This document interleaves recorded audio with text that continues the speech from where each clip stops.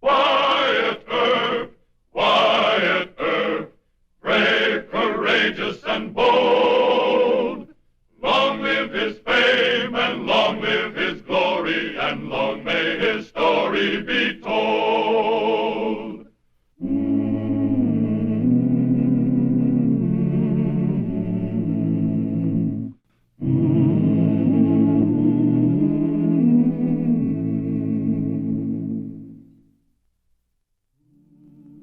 As the gypsies have roamed alien lands through the ages, so they ventured early to our western frontier. For the West was horse country, and the gypsies were horse traders, and sometimes horse thieves. The day came when Wyatt Earp had to decide which. I don't come all the way to town unless it's important. You know that, Bud. Another good horse disappeared last night. It belonged to George Irons here. Tell him what happened, George. I sent the horse into town after supper with my wrangler, Casey. He stopped to light a cigar, and a man wearing a mask clubbed him. Mm-hmm. When I come to, the horse was gone. That's the 7th good animal that's been stole this fall. Now, George and I called you men together to decide what we're going to do about it. Well, what about the law, Bud? We're paying this Marshal Earp pretty good.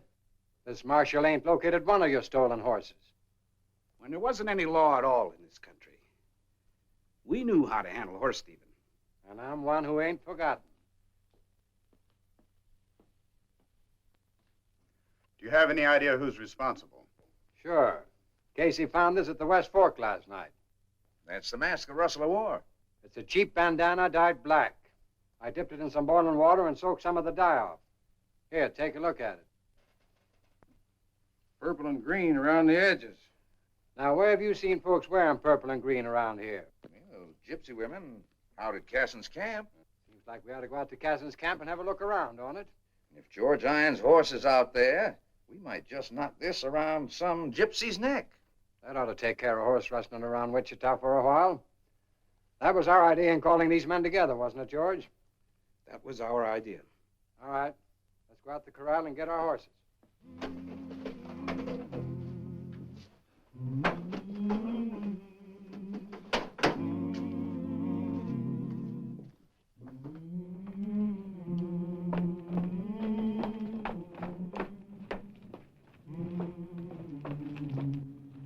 Morning, Mr. Irons, Mr. Creel. Morning, boys. Morning, Marshal. You riding out somewhere? Is that any of your business, Earp? I hope it isn't. Well, it ain't, so get off my corral gate. Now, look, I know where you're headed and why you're headed there. I'm going to ask you to cool off and think it over. You aiming to stop us? Yep. You hired out to handle horse thieving, among other things around Wichita. You haven't done it. So? So, maybe we can handle it better. Like stringing up a gypsy? Yeah. If he's the one that slugged Casey and stole George Irons' horse last night. Well, that'd be murder, Mr. Creel, the way you're going to go about it. Even if we can prove he stole my horse? Well, you prove it to me, and I'll put him in jail. Then you got to prove it to the judge. That's the law. And this is my corral, and we're coming in to get our horses. I shouldn't wonder you could do it. There's enough of you. But how many will there be when you get on the other side of this gate? You can't bluff me, Earp. Well, I'm not trying to bluff you, Mr. Creel. I'm just asking you to stop and think whether any horse you ever rode is worth a hole in your shirt. Or one in yours, Mr. Irons. Your family can get along a lot better without that horse than it can without you. Are we going to let him buffalo us? Mr. Casey, you want to be the first one through the gate? I ain't going to let no young squirt back me down. Put up that gun. Give me an even draw. All right.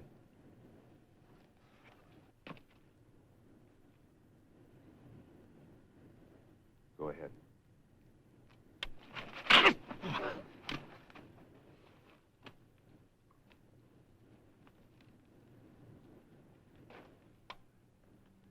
Take him over to Dr. Fabric's office. I'm going to ride out to the gypsy camp, see if they got any strange horses in their string. All right, Marshal. We'll try it your way.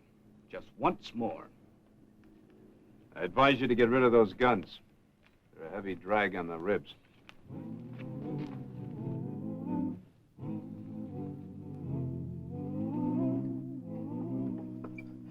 Garçon.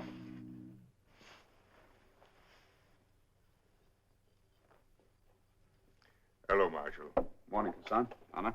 Good morning, Mr. Earp. Would you like some coffee? Didn't come for coffee, thanks. I'd like to talk.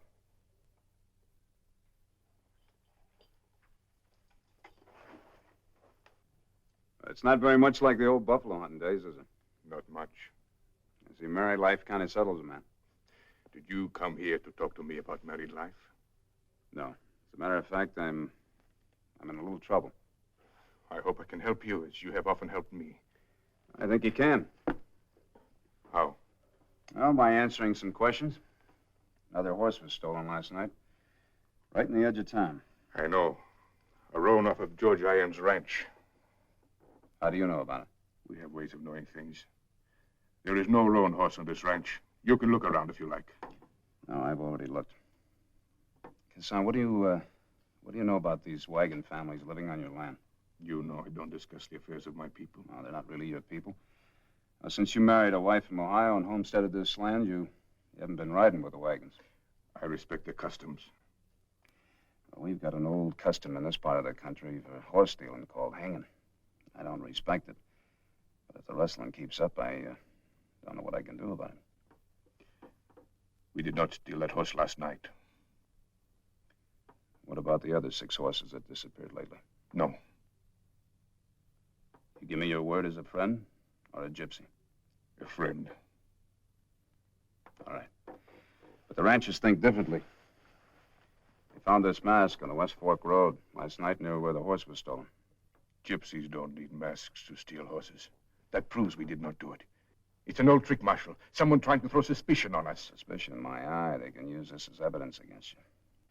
Well, you'd have had a gang of visitors carrying guns and ropes if I hadn't stopped them. In a gypsy camp, every gun in every wagon is loaded. Hassan, whether you're my friend or not, you don't want to pitch battle against the ranchers. They'd kill half your people. I thank you for preventing it. Look, will you help me find out what's happening to these horses?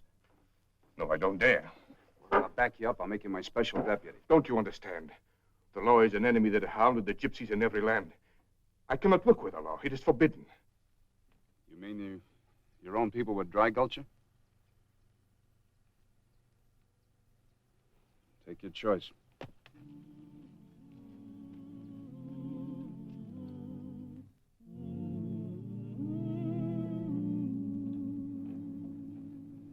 Here he comes.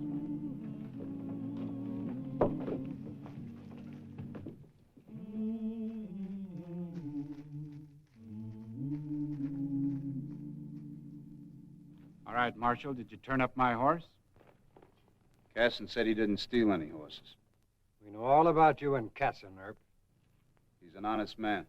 You back the gypsies and we go on losing horses. Is that it? No. But since we don't know where to go to find the rustlers, maybe we can bring the rustlers to us. Try staking out a couple of good animals. Decoys, eh? That's right. Close by town where I can keep my eye on them. Might work. Nothing else has. Mr. Irons, will you lend me a couple of your horses for the job? Why 2 and why mine? Because you raise the best stock in Kansas and because we got to stake out something the rustlers can't resist stealing. And the marshal's office is going to be watching them? Yep. Then you better use somebody else's horses. Hold it. I don't think you meant that, did you? I don't think you meant that I'm in on any deal that might lose you your horses. I don't recall saying you were in on it, Herb. But I do know valuable stock's been disappearing, right under your nose. Make you feel any better if I appoint you special deputy for the job? I've got a ranch to run, Herb. What about your wrangler, Casey? He's been with you for over 9 years. You ought to trust him. Casey, you heard the marshal's proposition. Want to work with him a couple of days? Sure, why not? Make it a crack at whoever slugged me. All right. Now, it's to your men's interest to keep this quiet. So keep it among yourselves. All right.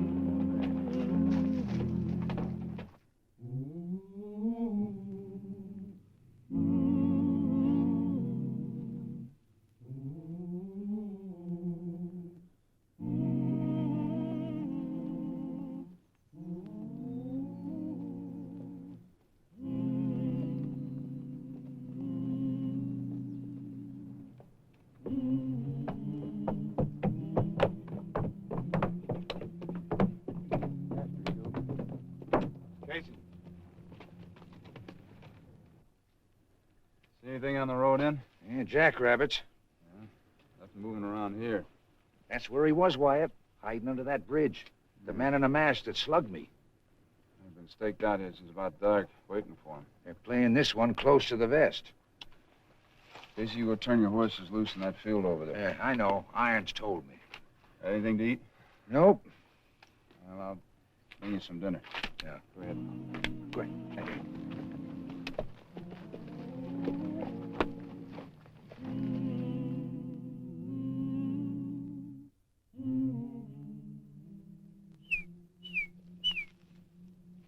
It's Bud Creel. Come on in. Any sign of him? Nope. The Dutchman wants you in town, Herb. Some cowhands that get included in this place. You want to watch with Casey? I don't need nobody. I'll watch till my night stage goes out, just after midnight. I'll be by later, Casey.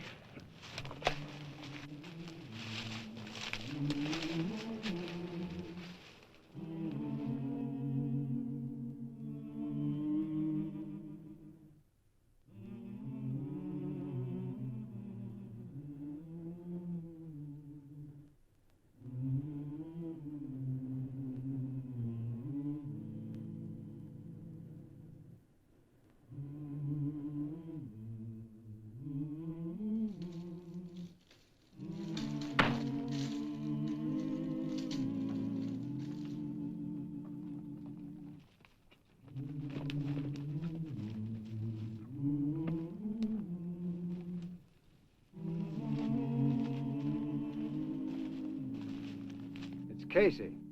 He's dead. They got your horses, too, George. And where's that marshal? Forget the marshal. Let's trail those horses. How'd you mark their shoes? We didn't. Casey took their shoes off, so whoever stole them couldn't ride off fast. It'll be easy to track them barefoot. Come on.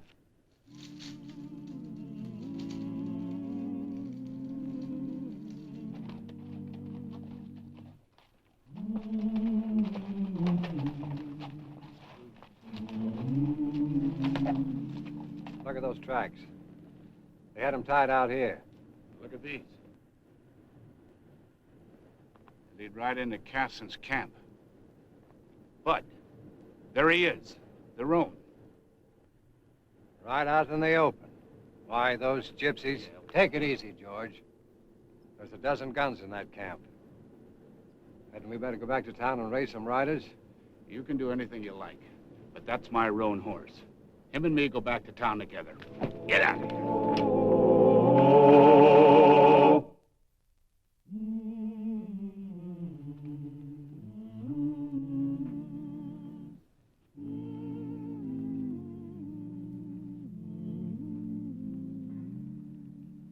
Don't go near that horse. We'll have trouble. You two go on back to town. What are you doing here? Earning my wages. I found Casey dead about an hour ago. Tracked your horse to Casson's waterhole. The horse was brought dead before dawn by someone trying to make it appear that we had stolen it. I wouldn't talk too much, Casson. What you say can be used against you. Or against you, Herb. Yeah. What about George's other horse, Marshal? I wouldn't know about that. But right now, if I were you two, I wouldn't pick a private fight. Take a good look around you.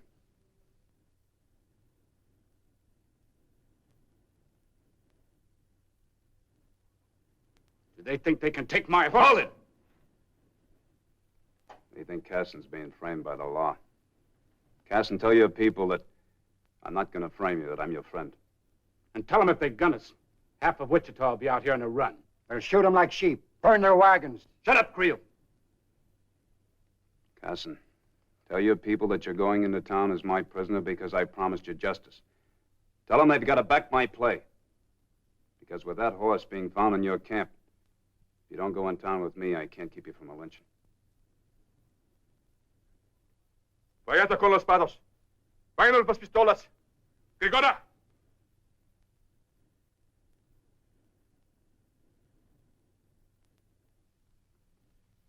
All right, you two go on into town.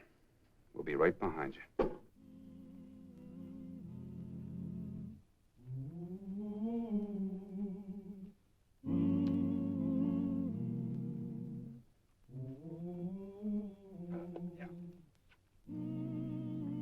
Get your things. Cousin, trust me, it's the only way.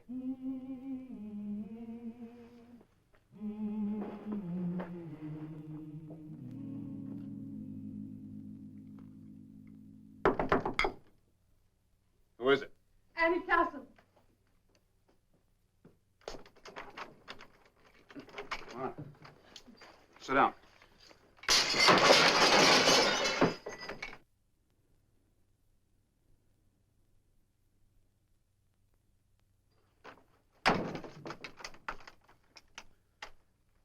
You took a big chance coming here tonight. Gypsies aren't too popular. I thought the town was asleep. Town's not going to be sleeping on this one. Oh, no, I'm sorry. I can't let you see Cousin. Oh, I understand. I had to bring him his supper. He'll only eat gypsy food. Yeah, I know. I told him if he'd just starved to death, it might save us a lot of trouble. Why, this isn't a joke, Mr. Earp. I came here for something else. I had to warn you. About what? Some of the ranchers are planning to break into jail and take Casson. You know that? How? I can't tell you. How can I believe you? When a gypsy woman reads the ranch-wise fortunes, she learns a lot more than she tells. You've got to stop them, Mr. Earp. On my word, the gypsies didn't steal those horses. Casson is innocent. You're his wife. You'd say that. It's true. You know he's not a horse thief. You're his friend. You can't let them hang him. Now, look, Anna, there's only one of me. There'll be 100 of those jug-crazy cowhands. If they start here, I don't know if I can stop them. The rancher's wife said it might be tonight. The necktie party? I better sleep here in the jail, then. Why, you'd give your life for him, wouldn't you, Mr. Earp? Look, Anna, if you want to save your husband, you better get your people to try and find out who stole those horses. We'll try to find out. And tell them this much for me. They're not doing the law a favor. Casson's their blood. It's him they're helping. Now, you better go on home. Take the alley. I think you'll be all right. I can't go with you. Thank you, Mr. Earp. Good night, Anna.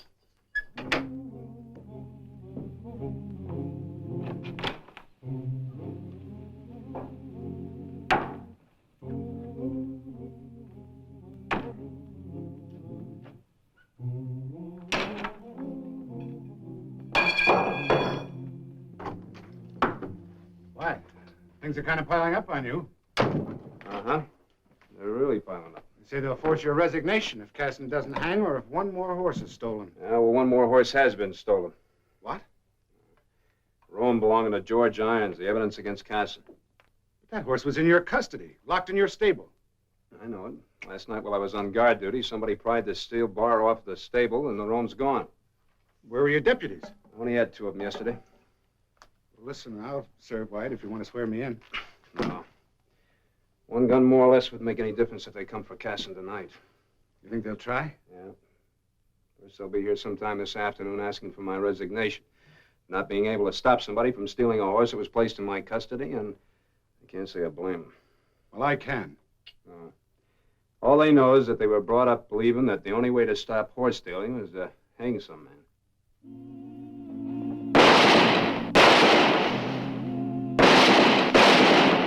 They're breaking windows, trying to decoy me outside. Don't worry, I won't leave the jail.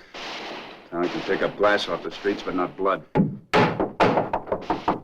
Get away from that window.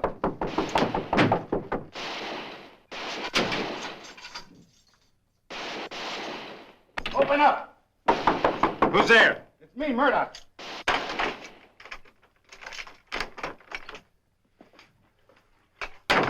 You wanted over Doc for Breeks. You know I can't leave here. It's Kessin's wife. She's hurt. Some drunken cowhand turned over a wagon. She says she's got to talk to you. You stay here. Lock the door behind me. He's leaving the jail. Keep your eyes on him. I'll report to Bud Creel. Go around the back.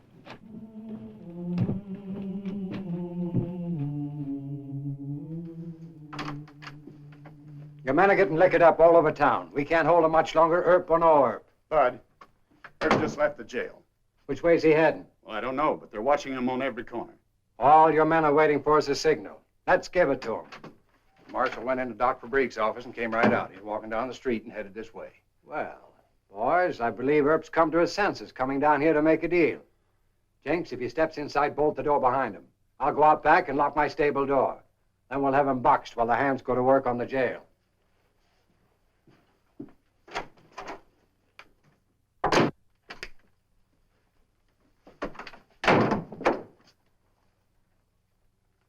Welcome committee, huh? Every man that lost a horse. Well, that's good. Except Bud Creel, where's he? Just back in the stable. He'll be right in. Maybe I better talk to him there. Alone. I'd stay out of it if I were you.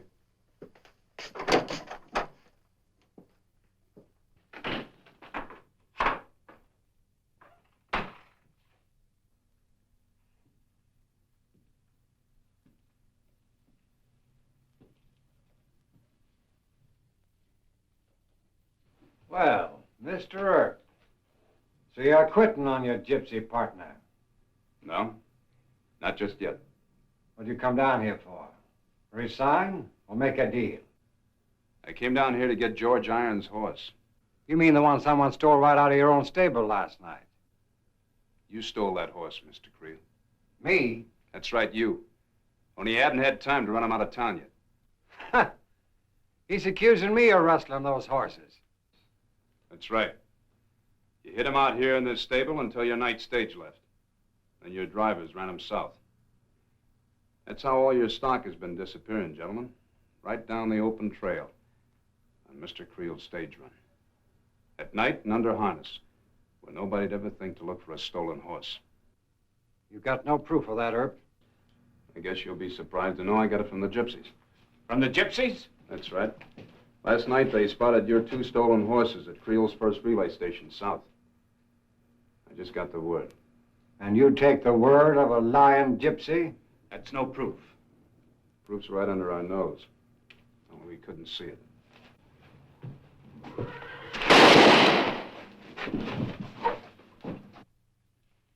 Somebody get his gun. There's your roan, Mr. Irons.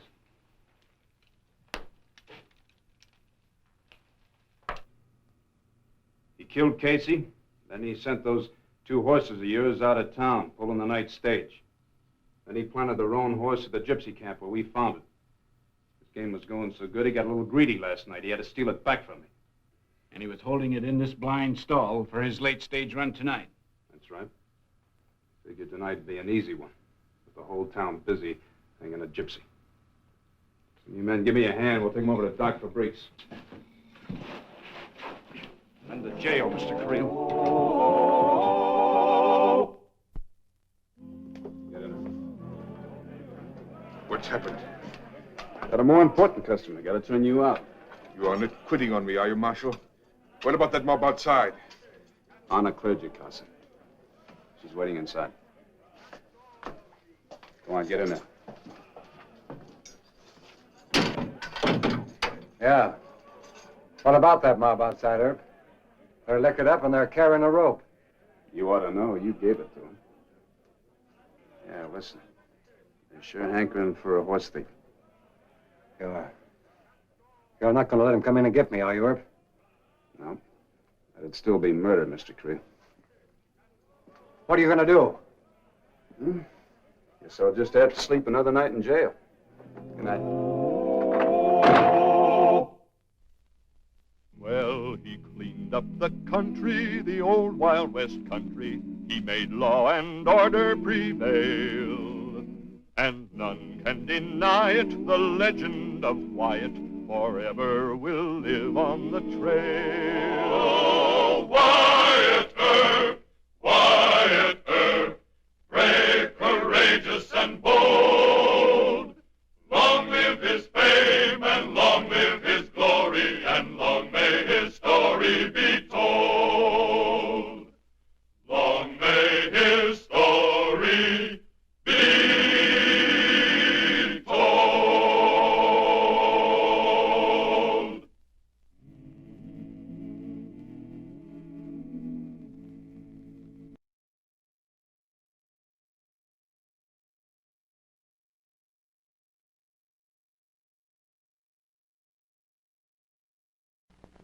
Well, he cleaned up the country, the old Wild West country. He made law and order prevail, and none can deny it. The legend of Wyatt forever will live on the trail. Oh, Wyatt Earp, Wyatt Earp, brave, courageous, and bold. Long live his fame, and long live his glory, and long may his story be told.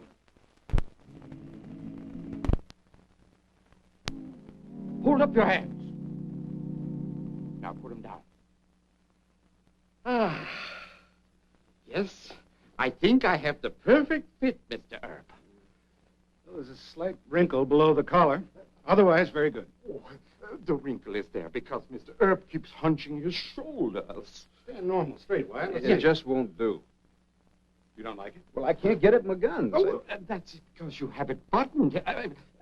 Please, let me show you. There. Now, when gentlemen who wear my coats wish to reach for a gun, they brush the skirts back with a quick motion. So, you won't be bothered. You see, Mr. Earp, I have made you my special model. Quick draw Prince Albert frock coat. Well, I guess I won't be the first man bothered by a skirt. Tommy, I'll pay for the coat, but I can't wear it. Oh, now hold your fire a second, Wyatt. I see the trouble. Where's the doeskin patch where the skirt covers his gun grips? Oh, I always sew the patch in after the final fitting. Now, you see, the doeskin is very slick. Of course, it will be black. It slides over the gun grips inside. Oh, I've never had a complaint about a quick draw special. Well, baste in the patches and show him. Oh, yeah, the patches right away. Yeah, quick. I just don't like it, Mr. Murdoch. I mean, that fancy vest and those city slicker pants, it... Now that you've gotten rid of the vigilantes, you've got a reputation. Dress up to it, man. Now let Tommy have the coat, huh? I'm not going to have the Marshal of Wichita dressed like a busted cowhand. All right. The cowhands are going to think I've gone fancy, and that quick draw coat's just liable to get myself killed. Well, I don't know. That's fine. Now you look like the Marshal of Wichita. Like lightning he draws. Now with practice, and you'll be just as fast as you were with the old clothes. But I just may not have an hour to practice. I'll have to wear the coat and back of the guns. Oh, but Mr. Earp, that will spoil the lines. I'm going to wear the coat. That's the way it's going to have to be. Oh, but it looks so dressy the other way. Tommy, you want me dressed to kill, huh? Hmm? Well, cinched in this vest and this actor's frock coat, I may be dressed to be killed. So give me half a chance anyway, will you? Well, all right. Whatever you say.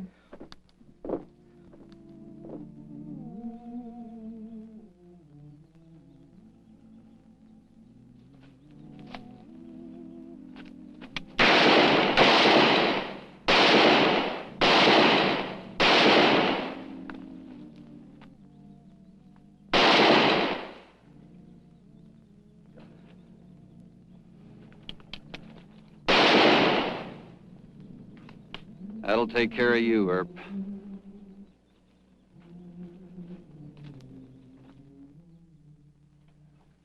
I thought you'd come a-running. Buff Yancey, is that his name? That's right. Never heard of him, Pete. Did you? No, but boys in his line of work use a lot of names. Where is he? He's in his room. I told him to stay there until you could talk to him. Let's go see him.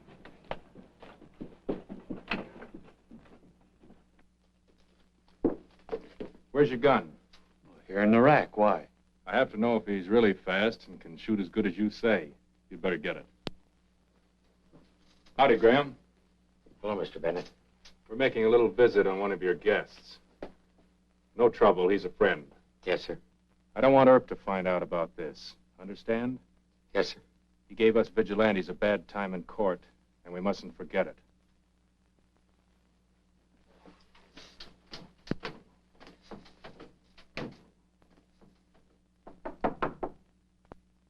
It ain't locked. Mr. Yancey, this is Mr. Bennett. All right. Pete tells me you're quite a gunfighter. I do all right. You put a head on Wyatt Earp a couple of times? Beat him on every draw, if that's what you mean. Why didn't you kill him? No reason to. Isn't he something, Dave?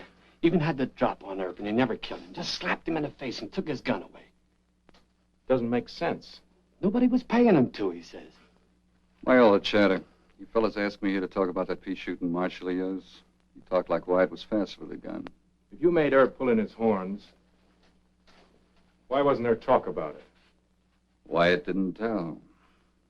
Why did you wait so long to tell? Nothing to brag about. Any more stupid questions? Keep your hands away from that. I wasn't doing nothing, Mr. Yancey. I was just telling Dave. Take it easy, son. You look pretty fast. Earp's pretty fast. But you do it quicker, don't you? You're boring me. And $500, would that bore you? Yeah. 750 bore you? Yeah. 1,000 mightn't. When I pay that kind of money, I want to be sure. Earp buffaloed me once.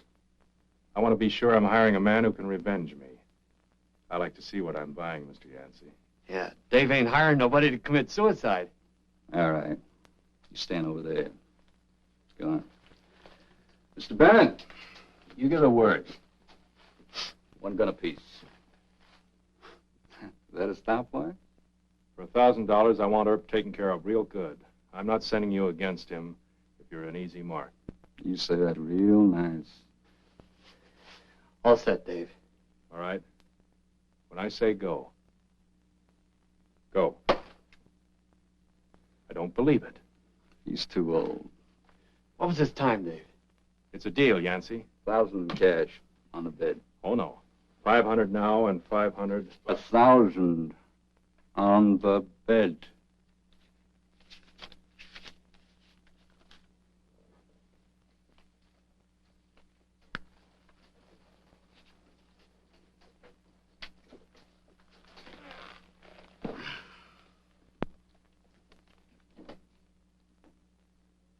Are you sure you don't want to count it?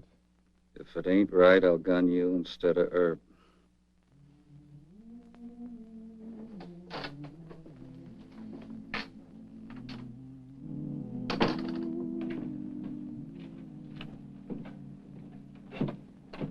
Marshal Earp? Is that you, Marshal? I hardly recognized you all dressed up. Say, Dave Bennett's telling it around. There's a fella here in town who says he put a head on you. Oh? What's his name? Buff Yancey, Dave says.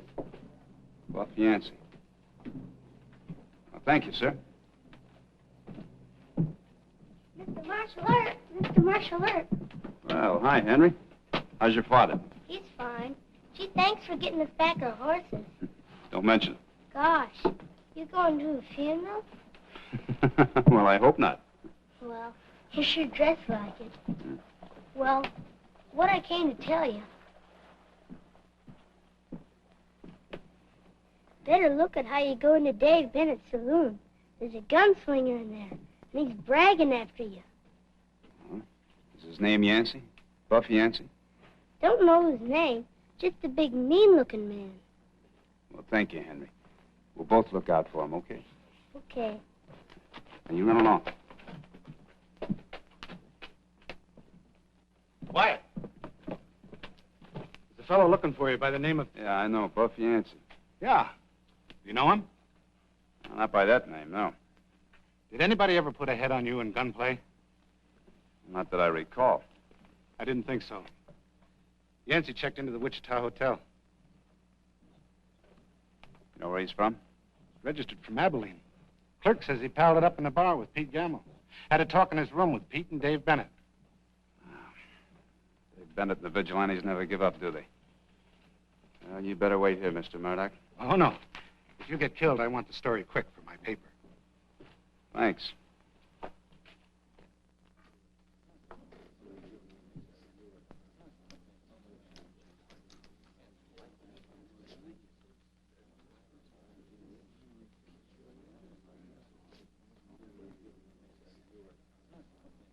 I'm looking for a Mr. Buff Yancey. Right here.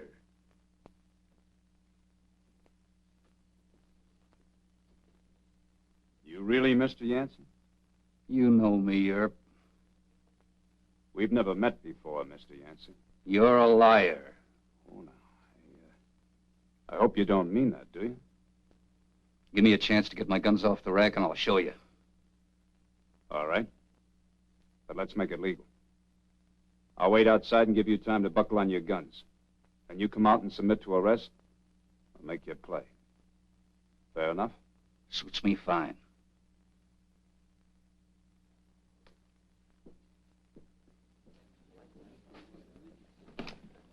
He's wearing a tailcoat. First time I ever saw him with one. It's bound to slow him up. Fast or slow, I'll handle him. Don't bet on that. Take him fast. What are you so scared about?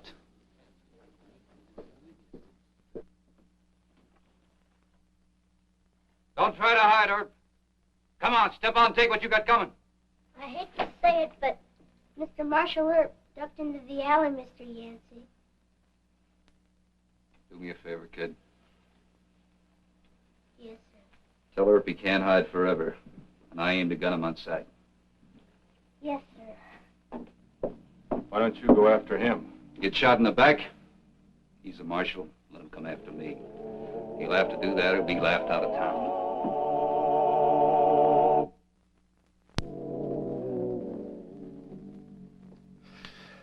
I still think you should have gunned him. Sure, that's what Dave Bennett figured. What Dave figures, I try not to do. You know, this Yancey just doesn't make sense. He ran a bluff on you in front of a lot of people. Sure, but why? You can't afford to let that stick, Wyatt. Stay marshal. I'm afraid I'm going to have to let it stick for a while, Mr. Murdoch. Why? They'll think you're afraid of Yancey. Come on, use your head.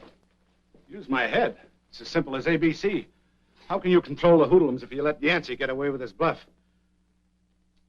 You just can't wear that badge and duck this issue. Every drunken cowhand in Wichita will start gunning for you, don't you see? Mr. Murdoch, you sure don't know much about gunslingers. Oh, sure. Yancey doesn't make sense. I suppose you do? Well, maybe not. Not yet. But I sent my deputy, Davis, down to see if he could recognize Yancey.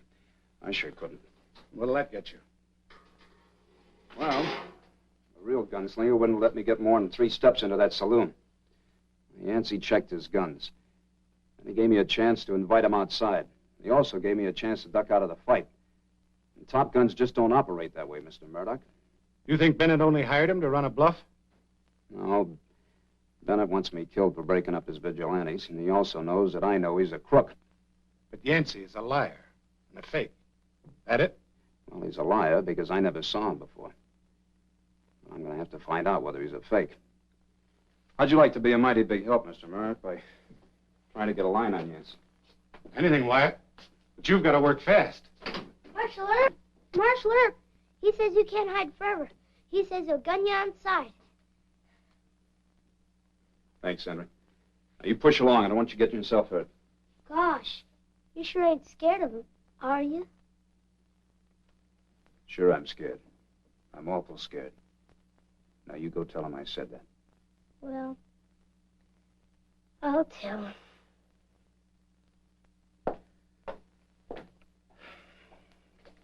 It'll take hours, maybe days to get a line on him.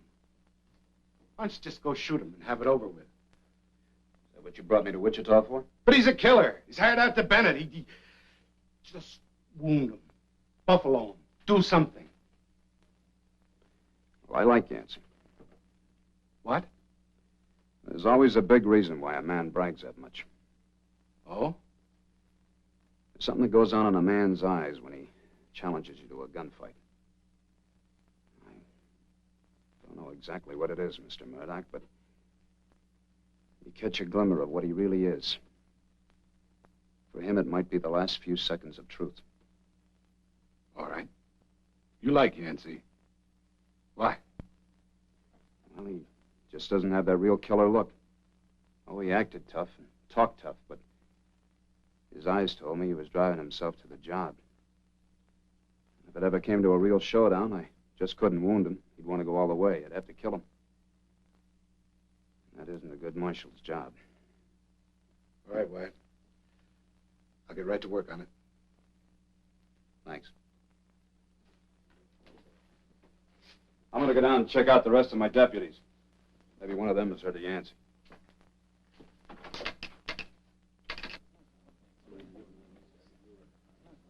Is that right? Thanks, Gus. We sure got Earp hunting for a hole, Yancey. Yes, sir. He hid out in Murdoch's office, then hightailed it over to jail, probably begging his deputies to protect him.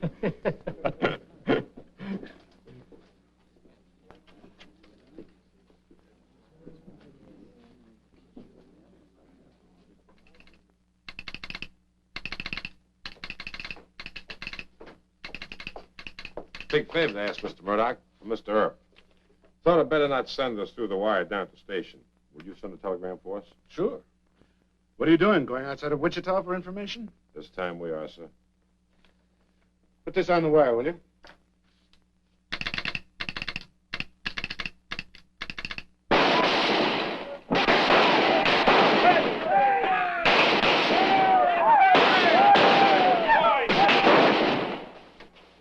You hear that? I told you what would happen. Yeah, I know you told me. Hear any news from Arkansas? Never heard of Buff Yancey. No record. Nothing in the newspaper files. All right, I guess the time's run out. But there was a family in Arkansas, as Davis remembered. Had a boy named Calvin Turner, called Bud. Deserter from the war. Family no good and this boy no better. I'd like to know more about these people, Davis. Did they work steady? Were they pleasant to people? They send their kids to school? What do you remember? Well, there's not much I can remember. The old man was grouchy and kicked the kids around. This Bud, was he handy with guns? Must have learned something about him in the Army. Otherwise, he was shy and timid. Went off to war young. That probably made him more timid. Mr. Davis? You know where Mr. Yancey's guns are? In his room. He don't trust public racks. Can you get a pass key to that room? Yes, sir. Let's go.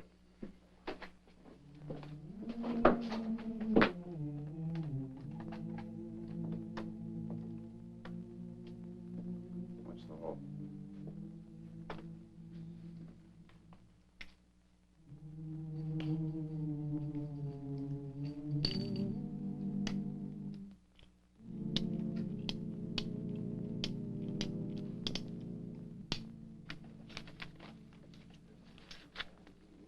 Earp isn't coming after you.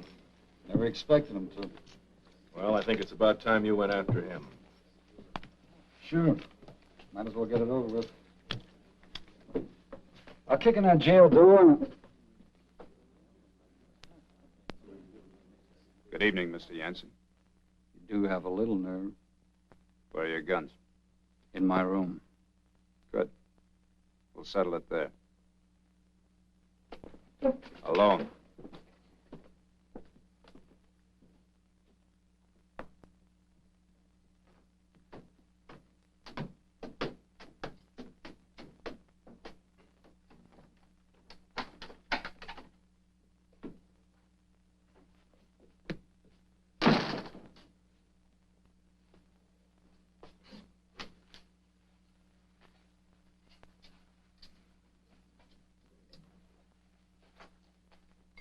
Take your time, Mr. Yancey.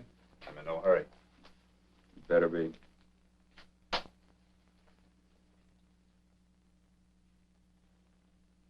You better check your guns, Mr. Yancey.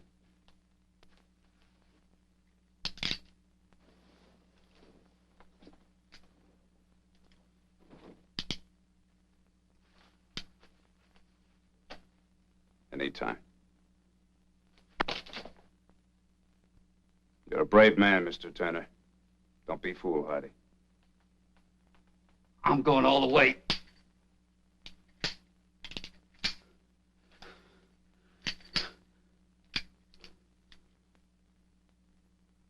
Dead cartridges.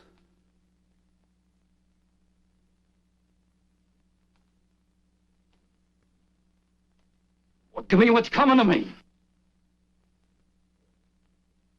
Your real name, Bud Turner? Helena, Arkansas?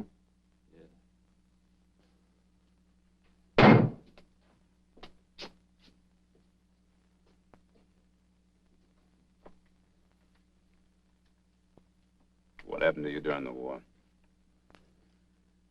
I was afraid. I ran away. Well, everybody's afraid at one time or another, Bud. It's only common sense to be afraid.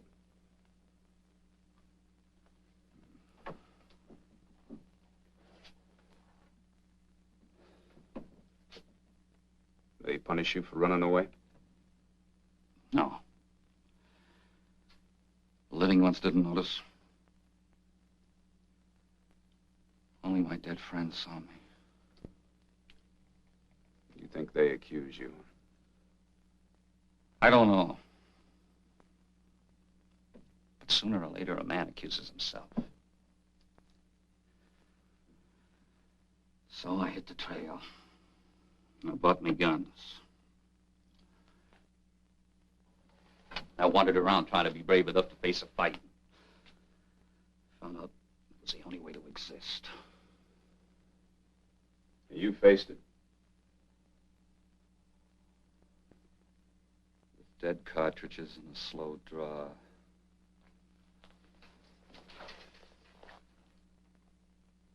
I came to Wichita because I heard you were the best. That was brave, Mr. Turner. I did draw against the drop. And that was stupid. Sure was.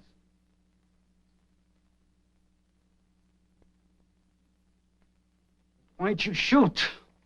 Well, I'd have been a murderer if I had. See, I got a key to your room, and I came in and put dummy cartridges in your guns. Now, just one more thing. Did you take money from Mr. Bennett? Yeah. $1,000. Stuffed it under the rug.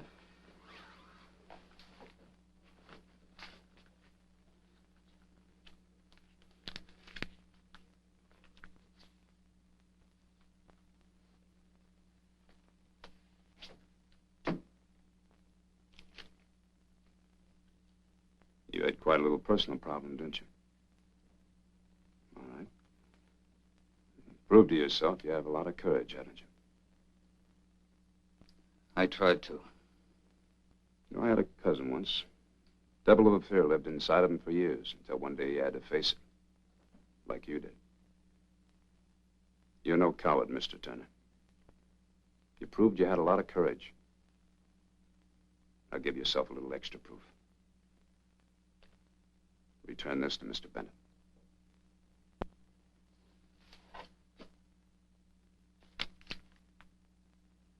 Yes, sir.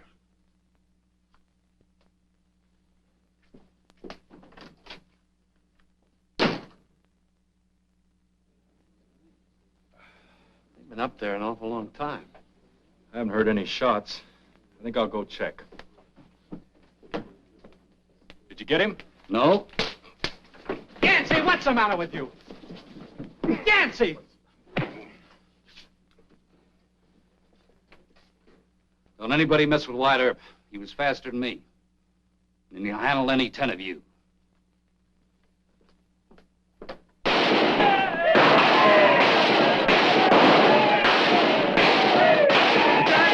right, the fun's over. Throw your guns in the road. You men get off that horse. I'm glad to see you, Mr. McCready. Pick up their guns and start in the jail. Help this man.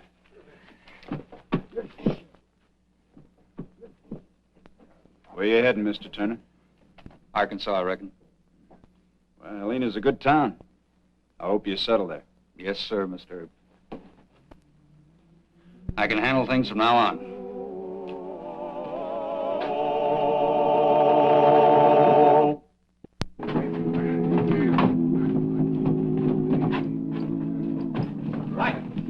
What happened? Nothing much. You know, that tailor did an awful nice job on this coat. Yeah, but that killer, Yancey. Well, like I told you, there's always a big reason why a man brags that much. Right nice fellow once I got to know him. He took off for Arkansas.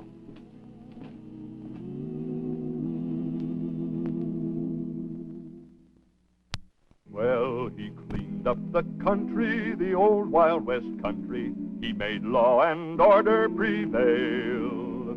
And none can deny it, the legend of Wyatt forever will live on the trail. Oh, Wyatt Earp, Wyatt Earp, brave, courageous, and bold. Long live his fame, and long live his glory, and long may his story be told. Long may his story be told.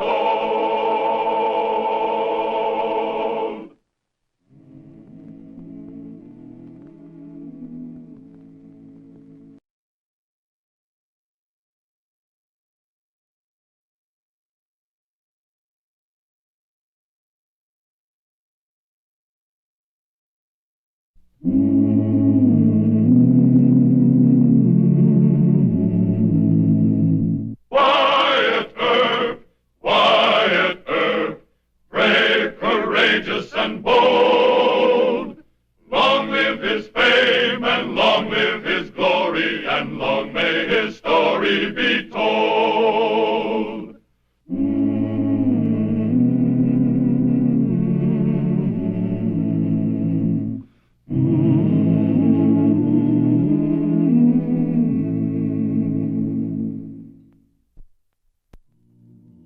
In Marshal Wyatt Earp's long struggle to tame Wichita, there were 2 points of controversy which historians of the western frontier have argued since 1875. Was Marshal Earp justified in using the famous City Ordinance Number 27 to close crooked gambling joints and rowdy dance halls? And why did he permit Ben Thompson, a notorious gunfighter and killer, to operate a gambling game in Wichita while Marshal Earp's stormy cleanup campaign was raging to a murderous pitch of tensions and hatreds? Come on, bring him out of there. Go on, there's plenty of bars up the street. You guys go that way and get on down. Is that all of them? That's the last one of them, Mr. Unsanitary, you call it. I washed my glasses as clean as any place in this town. You're just using that public health ordinance as a trick, and you're not going to get away with it. Come on, keep them on.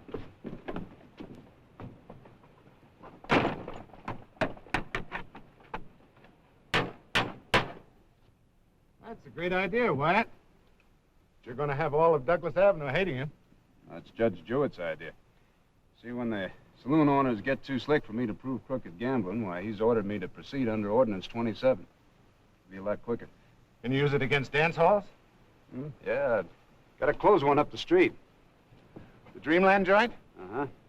They've been importing immigrant girls and paying them almost no wages. Oh, but don't print that in your newspaper. They're kind of scared to testify. I understand.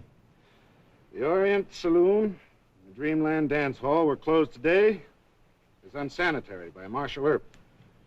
He was ordered to take this action by Dr. Andrew Fabrique, City Health Officer. Howdy, Marshal. Hi, Mr. Finley.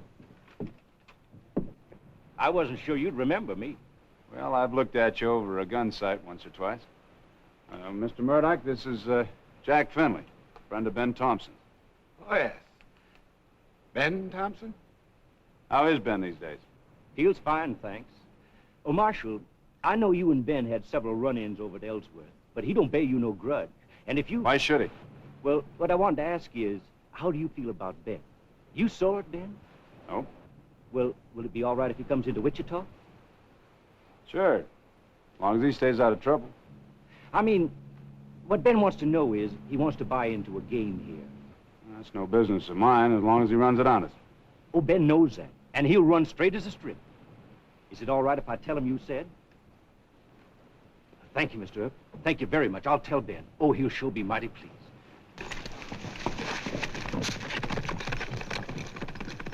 On the eve of a cleanup campaign that's going to cause you a lot of trouble, you say Ben Thompson can come into town? Ben and I have settled our differences. But he's a dangerous gunslinger, a killer, and... Also a pretty honest man. Oh, come now, Wyatt. Well, he's always kept his word to me. I never did hear of him cheating at cards. But you had a gunfight with Thompson. You sent his brother Bill to prison for killing Sheriff Whitney. Now, look, Mr. Murdoch, a man in my line of business, well, he's got to let his old quarrels die.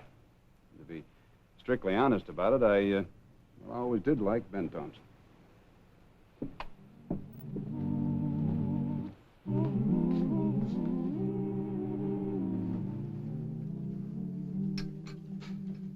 That's good, Johnny, good.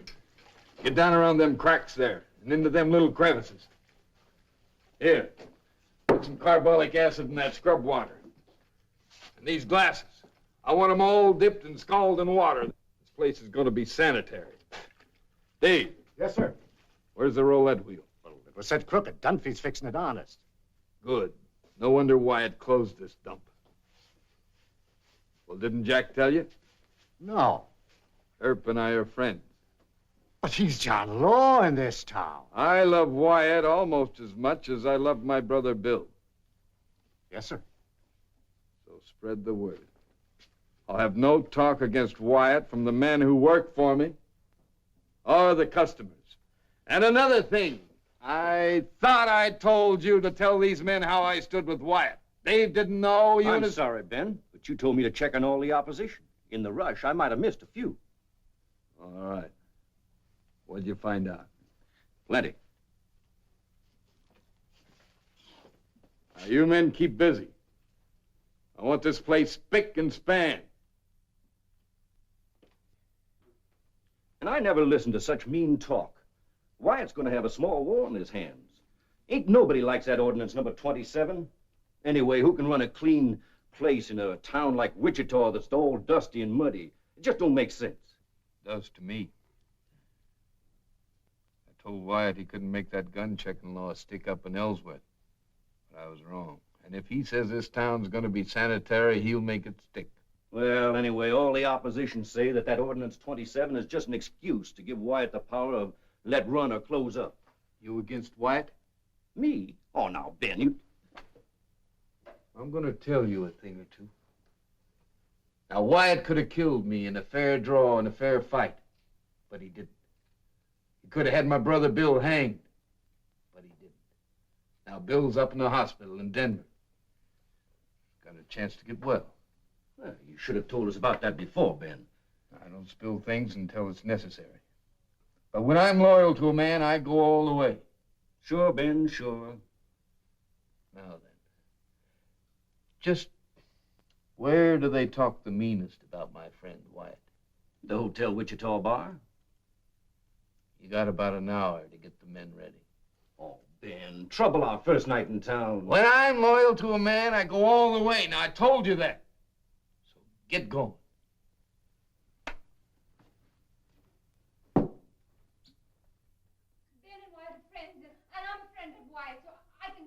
Anytime I like. But lady, you Oh, can't... lady, I hate that word. Oh, are you Wyatt, the best friend of Ben Thompson? Well, I know him, yeah. Like Ramon and Romulus. Oh, it is beautiful. What's your name? I'm Lolita Ryan. More Lolita than Ryan, huh? Well, what can I do for you? Oh, I think I'm going to have to hurt Ben's other girl. You are his dearest friend. You chase her out of town for me, please. Well, you just better sit down. Now, let's get one thing straight. In the first place, I'm not Ben's dearest friend. In the second place, I let him reopen the Orient Saloon because he promised there wouldn't be any trouble and that he'd run an honest game. And another thing, I can't mess into Ben's private affairs. So if he's running around with another girl, you're just going to have to settle it with him. You will not chase her out of town? Nope. Oh, but he doesn't like her very much. He only took up with her because he thought I was with my mom in San Antonio. Well, you just go tell that to Ben. Oh, but I did. And he said not to hurt this girl. He say you wouldn't like it. What am I to do? She's no good. She's one of the biggest... Wyatt, Ben Thompson and his boys are headed for the Wichita Hotel Bar with guns. Go get Sam. All right. Miss Ryan, you control your temper. Oh, but And you stay here, understand? see, And so, any time that you don't keep the joint clean enough to suit that big head, he can close you?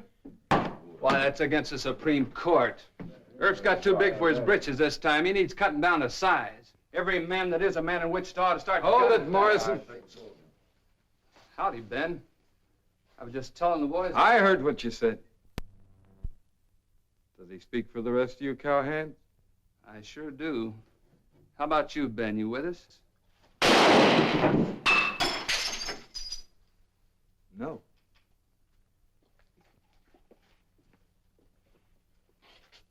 Now, any man that speaks against Wyatt Earp speaks against me. And I'm closing this place. It ain't sanitary. So everybody out. Come on. Oh. They was cooking up some devilment, so I'm closing the place. It ain't sanitary.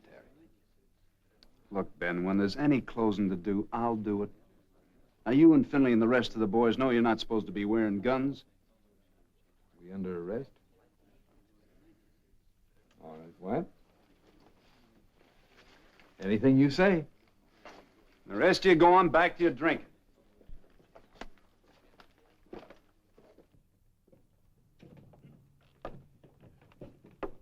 Hold it. I'm gonna wait for the marshal. Okay, let's go. Come on. Wyatt. Now, I don't aim to criticize, but I think you're being a mite overconfident about this sanitary business. There's trouble cooking. Yeah, well, you better take care of your own trouble. What do you mean? A girl by the name of Lolita Ryan came to see me. Lolita. She shouldn't come around bothering you. Yeah, well, she did. She threatened one of your other girls. Carolyn or Millie? She didn't say. You better calm her down. All right. I sure will, Wyatt. And another thing, you and I are friendly. All right, that's fine, but, well, we can't act too friendly. People might misunderstand it. I know. You're the law, and I'm Ben Thompson. We'll keep it that way. But Wyatt, I didn't shoot nobody back there or take that saloon apart. All I did was try to be real nice. And another thing, about that judge in the morning. Don't you worry none. If it's going to embarrass you, I'll just say you and me don't even speak. Just don't say anything. All right? Pay the fines for me and the boys, and I won't even look at you.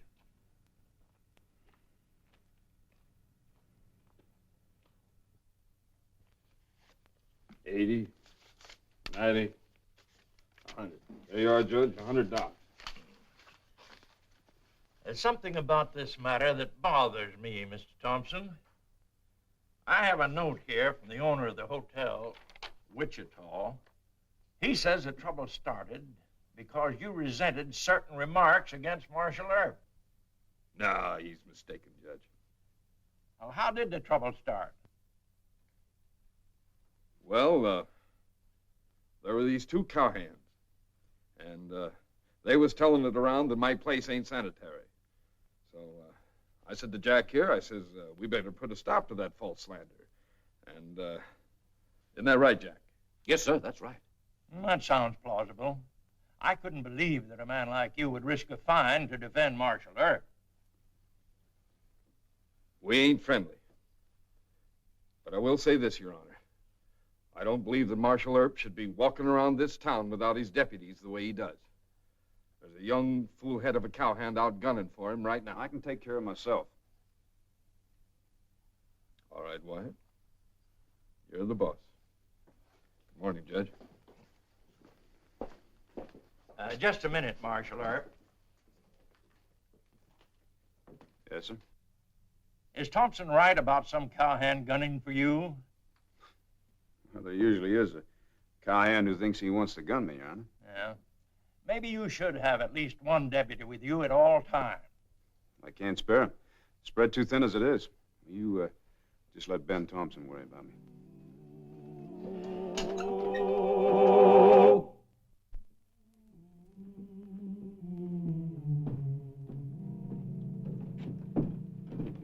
Start where you going. Go ahead, start, why don't you? Maybe you think I won't shoot, but I will. You closed my brother's place. You put him out of business. And now I'm going to...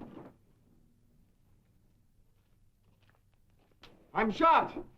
I'm shot! Oh, shut up, kid. You ain't hurt bad. Maybe next time you'll believe me. Wasn't gonna shoot Ben. He was talking too much. Dr. Fabric's office is just across the street. Go on over. I'm bleeding! I'm bleeding! Get out.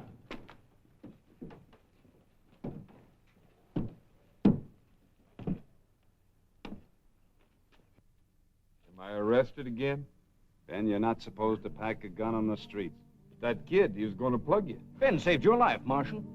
Look, Doc Fabric is gonna report a gunshot wound. I couldn't let you go if I wanted to. Oh, but Marshal... Shut up, Jack. All right. Let's go see the judge. Where you going? You weren't wearing no gun.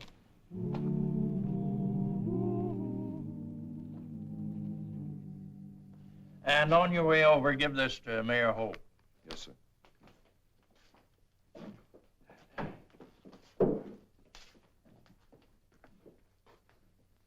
Well, what is it this time? A drunken kid tried to gun me, Your Honor, and he shot him in the arm. Huh? Thompson warned you. What's the charge? Carrying guns in violation of a city ordinance and careless discharge of firearms. What have you to say to this, Mr. Thompson?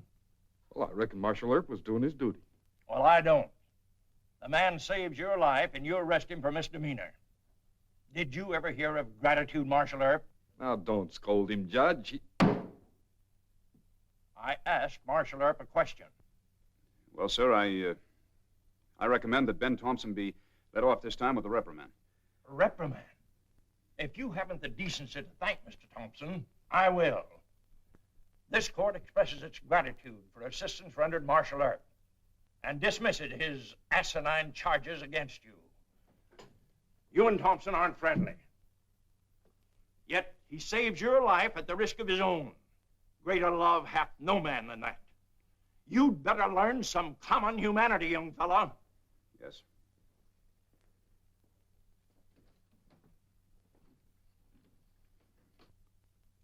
Sure am sorry, Wyatt. You played the hand the way you saw it. Oh, what have you done about this girl, Lolita? Lolita. You know, I plumb forgot about her when I heard that young Jim North was... Well, that's all over now. You just take care of that girl. Yes, sir. Right away, Wyatt. Believe me. I'm going over to the hotel, and I want you to send word over to me there that she promised to behave. I'll marry her. Anything. Good. Wait a minute. You can't marry her. You're already married. Lolita don't know that. But that's bigamy. Don't get sore. Well, I'm not sore. It's just that I want you to stop making trouble around here. That's all. Another thing, don't go around saying that you love me like a brother. If you're going to say anything, say that you hate me. Okay, Wyatt?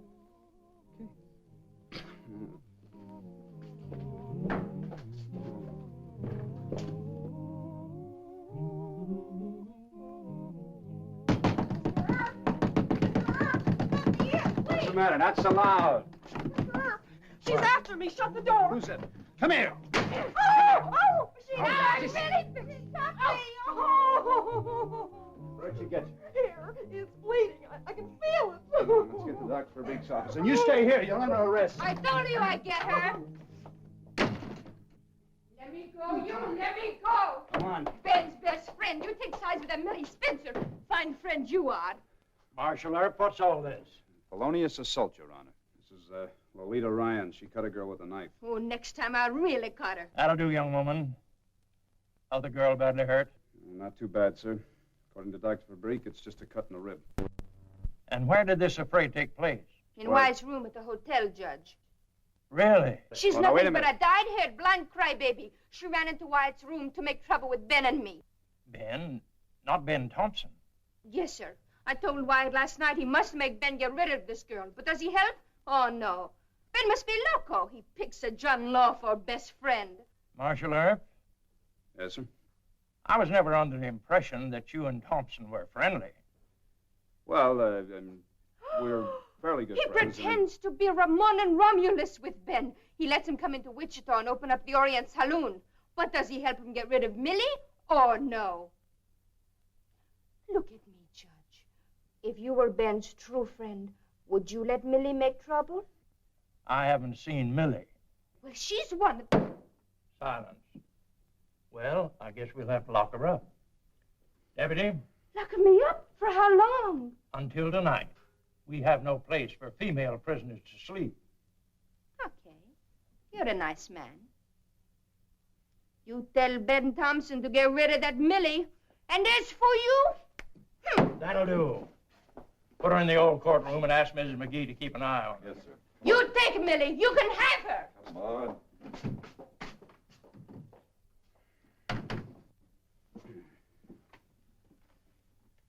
I can make a fair guess as to what happened.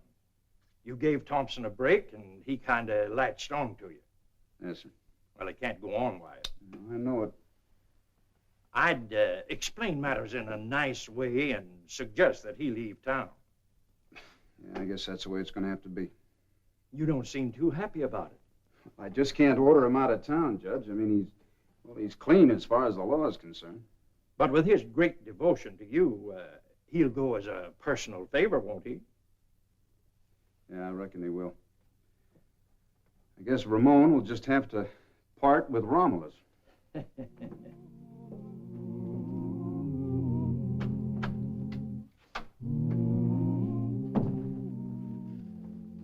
Wyatt's outside. Says he's got to talk to you. Did he look sore? He didn't look too happy. That Lolita. She ought to be pistol whipped. What am I going to tell Wyatt? Well, tell him I'm here. I don't hide from my friends. Oh, look, Ben. Lie to him just once. Tell him you ordered Millie and Lolita to get out of town. This is the best gambling spot we ever had. I don't lie to my friends either. Now you get out there and tell him I'm here.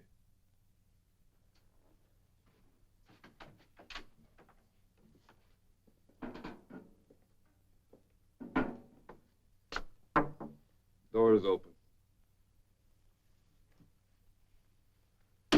I suppose you heard what Lolita did to Millie, huh? You got a right to be sore, Wyatt. Real sore. Being sore ain't the point. The point is it's liable to keep on happening. You want me to leave? It'd be a big favor. You just think it would. I know it would. Sit down. Wyatt, tomorrow's Sunday. There's no rush. That ain't what I mean. You plan to go to church in the morning or in the evening? I don't know. Why? You aim to go at all? Yeah. Where are your guns?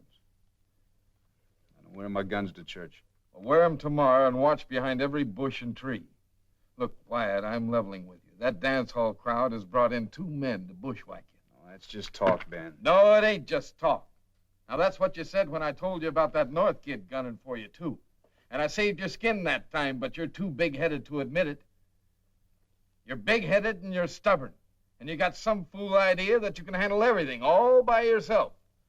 I've done all right so far. So far.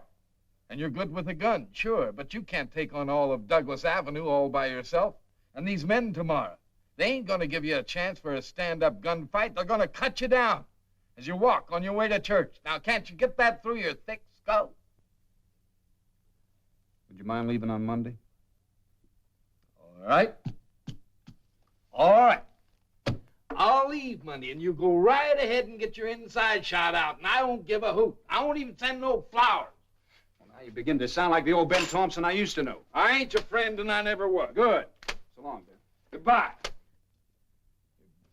And have a nice long sleep on Boot Hill.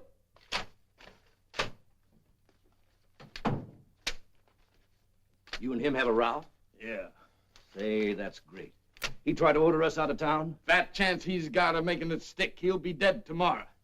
And I can stop it, too. But I won't. I'm not even going to lift my little finger. Let him die.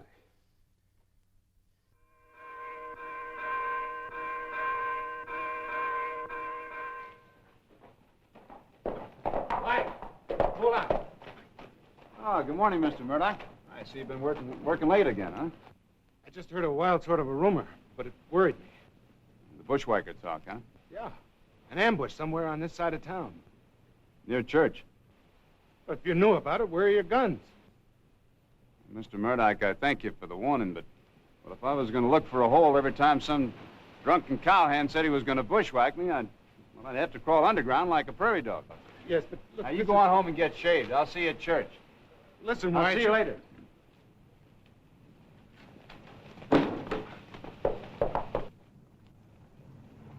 What if he wears his guns? It won't do him any good if he does wear them.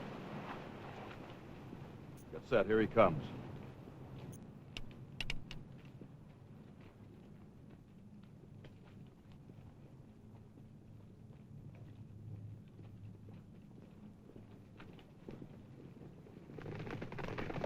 Quiet, get down!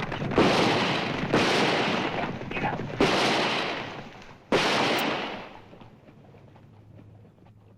So long, Wyatt. You seen your pal? Thanks, Ben.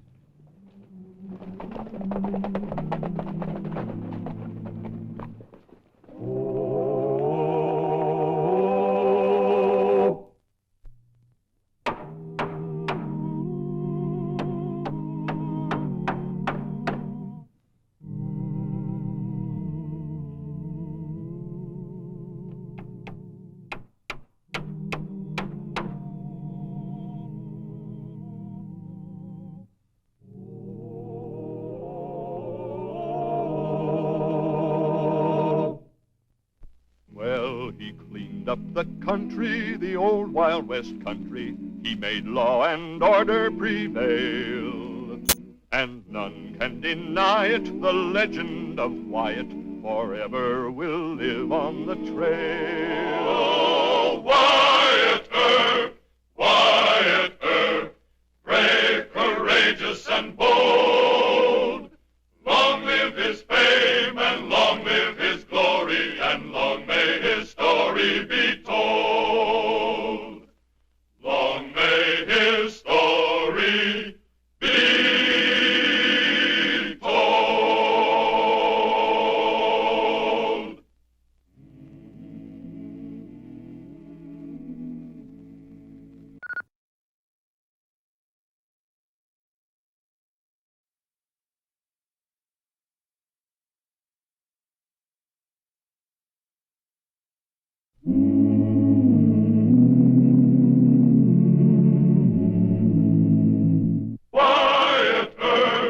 Wyatt Earp, brave, courageous, and bold.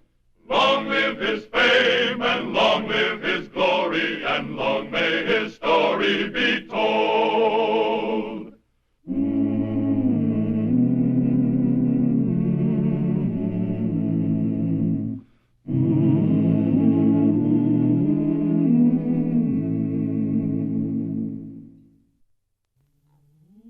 One of the toughest problems Wyatt Earp had to repeatedly contend with in taming the wild and lawless cowtown of Wichita was mob rule, when otherwise respectable citizens, and some not so respectable, tried to take the law into their own hands.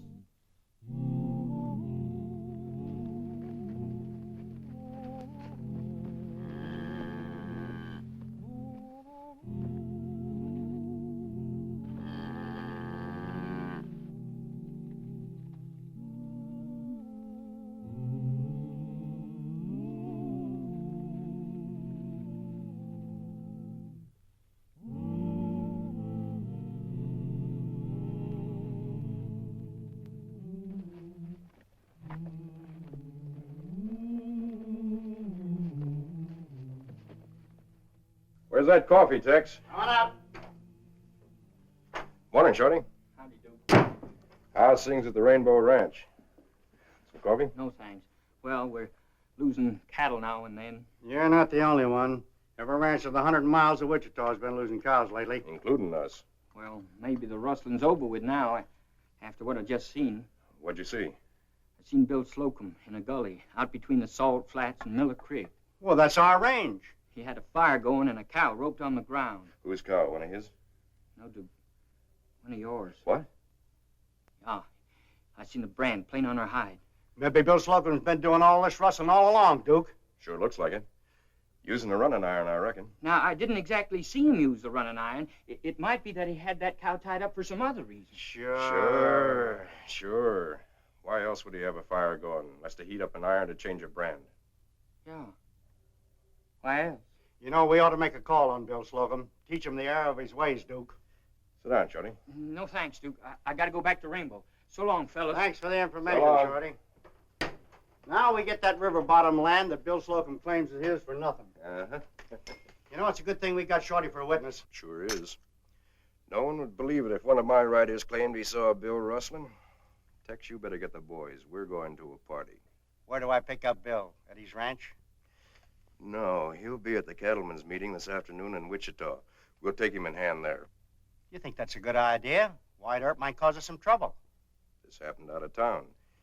It isn't any of Earp's business. And if he's as smart as people claim he is, he'll be looking in the other direction when we pick up Bill. You're the boss.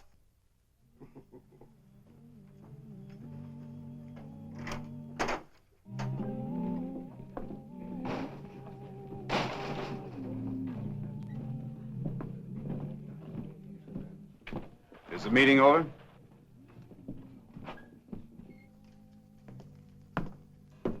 Hi, Moss. Bill? What? Mr. Delaney, how'd the meeting end up? Oh, like all meetings, a lot of talk, no action. Me, I'm a man who wants a little action. Like what? Well, I'd rather not say. But one thing I do know, if I lose many more cattle to the rustlers, I'm going into bankruptcy. Maybe you ought to hire a couple of range detectives yourself. There you are, Moss. No, I can do my own detecting. If I catch anyone following my herds around, I'll string them up to the tallest tree in Kansas. That wouldn't be very wise, Mr. Delaney. You got a better idea? Yeah, you catch anybody rustling, you ought to turn them over to the proper authorities and let them give them a fair trial. Fair trial? Why, the courts would let a man like that go scot-free 9 times out of 10. Well, if he's innocent, naturally. You forget that all of us are innocent until proven guilty. I'll see you. Yeah. Well, it's plain to see he's got no cows to lose. Earp or no Earp, if I catch me a rustler, I'm going to see just how far his neck will stretch. Well, so long, Bill. Say hello to the wife and the young'uns. All right.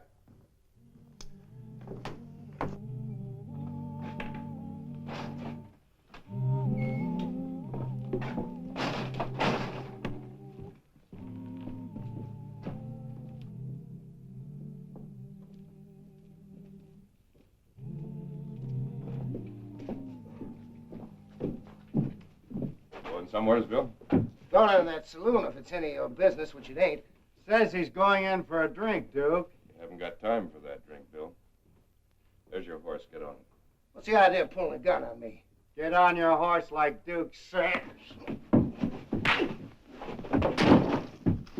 Put him on his horse.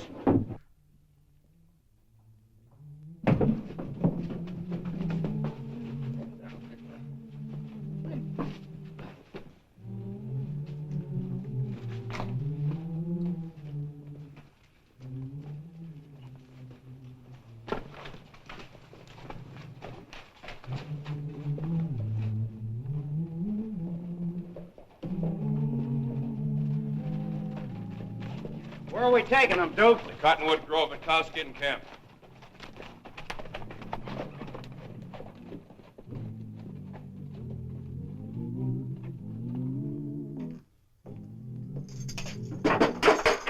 Quiet. Duke Wilson and his boys just buffaloed Bill Slocum. They're taking him out of town. I heard Duke say something about the Cottonwood Grove at Cowskin Camp. Looks like they planned to lynch Bill.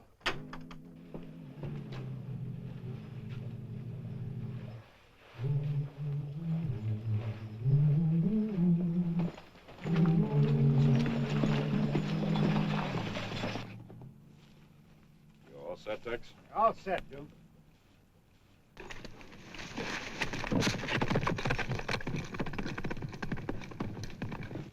Shorty Beckett saw it all, so we have proof, if we need it. No use my telling you you got the wrong man. You know who's been doing the rustling around here. Much obliged for the river bottom land, Bill. After you slip the noose over his head, I'll hit the horse.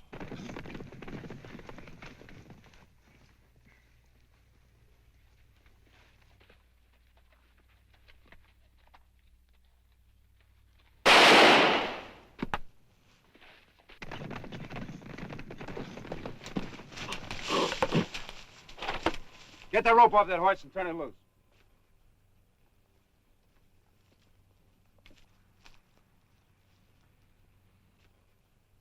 You're sticking your nose into something that's none of your business, Wyatt. Well, I figure lynching's every man's business, Duke. Your authority don't extend beyond the town limits of Wichita. You must be mistaken. Seems to me I got quite a lot of authority right here in my hand. You can't kidnap a man on our main street and bring him out here to hang him, or did somebody forget to tell you that? All right, Tex, cut him loose. I said cut him loose!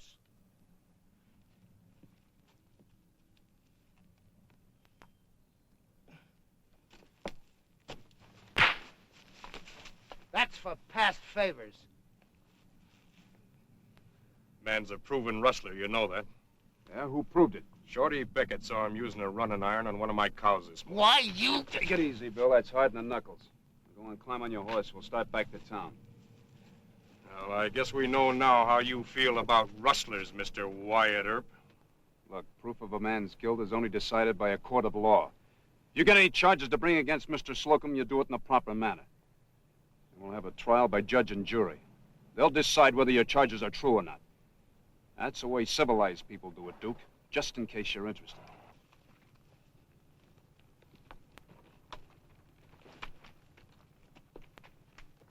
You haven't heard the last of this. What are you going to do about it, Duke? Tex, you hightail back to the ranch with the boys and get your guns. Meet me at Allen's Corner about an hour before sundown. All right.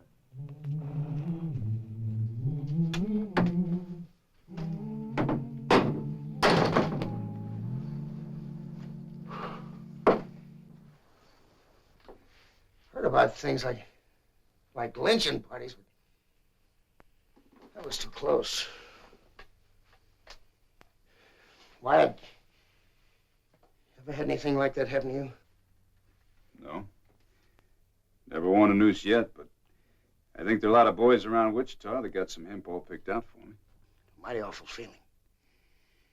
You can't do anything about it. You can't reason with anybody. You can't convince them. Well, I tell you, Bill, half the trouble of being a marshal is trying to protect men from lynch mobs. If it hadn't been for you, I'd be dead right now. Sure. And what would they have done to those guys if they had lynched me? Well, they'd have been arrested, tried. Sure, and I'd have been dead. And the law would have just pointed their finger at them and said, you're bad, bad boys. Isn't that right? No, you're wrong. They'd have been found guilty. Now, come on, get hold of yourself. Try to think of something else. All right. All right, what do I do now? You stay here in jail under my custody. Till I can prove your case one way or the other. Stay here in jail. You just got through telling me that one of your biggest troubles is keeping away lynch mobs. If you keep me in there, they're bound to try and get me. Now, look, cool off and try and forget about it. You're going to stay here. Getting out of here. Now, look, if I'm going to die, I'm not going to do it like a sitting duck. I'm going to take someone with me. Wyatt, you saved my life. I don't want it to be you. Now, get out of my way. I didn't think you'd fall for anything like that. You know, that gun isn't loaded. I know that trick, and I know it's loaded. Well, if I were you, I'd break it open and make sure. I know that trick, too, and I know it's loaded. Are you sure, Mr. Slocum? Don't make me pull the trigger, Wyatt. You know, I keep that gun unloaded because it's a good test on prisoners. I've had a couple of them pull the trigger on me. You're bluffing.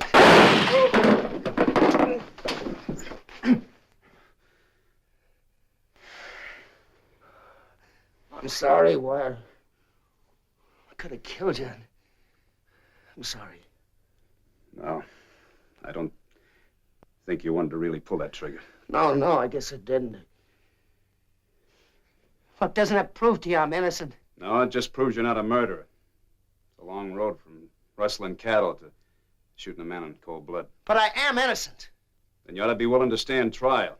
A lynch mob, they don't go by the law and they don't go by evidence, but the judge and jury will. How do I know Settle that? it in court, Bill. Otherwise, you're going to have that thing hanging over your head the rest of your life, and I can't keep you in protective custody forever.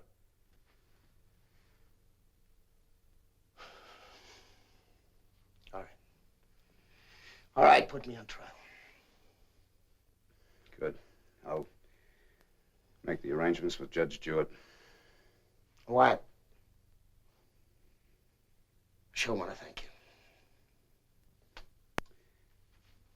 Come on, I'll put you in. So.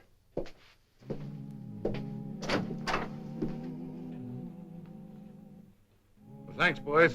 I'll tell the marshal.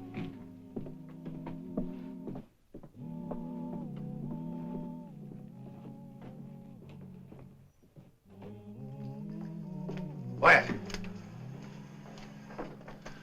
Duke Wilson and his men are in the joints around Keno Corner talking up a mob to come after Bill Slocum. I had the scheduled time pretty well. That's why I'm eating supper now. I didn't think I'd have time for it later. He's got a lot of half-drunk troublemakers ready to follow him. Drunks usually make up the major portion of any mob. You might need the townspeople to back you up. Shall I ring the triangle, Wyatt? No, don't ring the triangle. I think the best way to handle a lynch mob like this is for me and my deputies to try and reason with them. If I had a mob backing me up, too, it's liable to bring on the fight they're all spoiling for. Cause wholesale slaughter on both sides. Come on.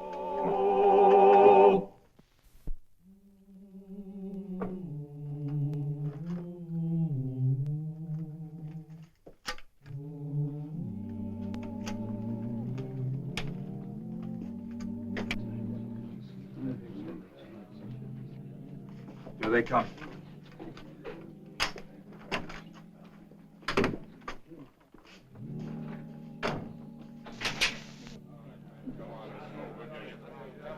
That's far enough.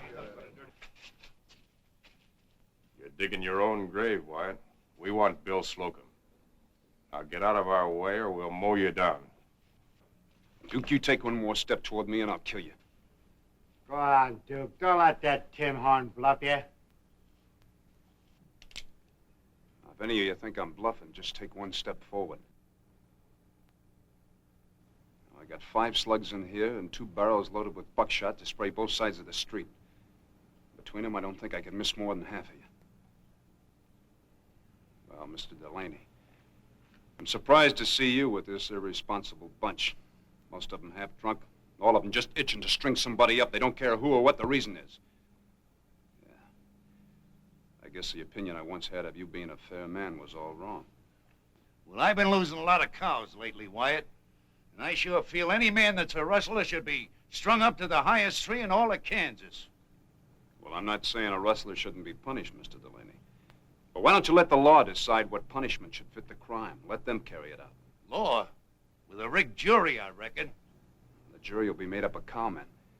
Now, who'd be better qualified to decide whether a man's a rustler or not than men like yourself? Then you figure to give Bill a trial? Not let him go loose like Duke here claims? Bill's going to trial tomorrow afternoon at 1 o'clock. The charge of rustling. Judge Jewett tells me he's planning on having you as foreman of the jury. Well, maybe he's right. Maybe that's the right way to do it. Oh, no, he's just trying to grease you up, Jeff. You lied to me when you said Wyatt figured to let Bill go free. Yeah, what makes you think he won't? Because one thing about Wyatt, he don't lie. If he says Bill Slocum's going on trial, and with me, foreman of the jury, well, then that's so. Come on, break it up. What are you hanging around here for? Come on. Hold it! All you men are carrying guns in violation of a city ordinance. Before you start back to your saloons, you walk ahead of me to Judge Jewett's office and pay your fines. Guns are not to be worn within the city limits of Wichita. In the future, I advise you all to remember that. It'll save you a lot of money. Now get walking. Go on, move!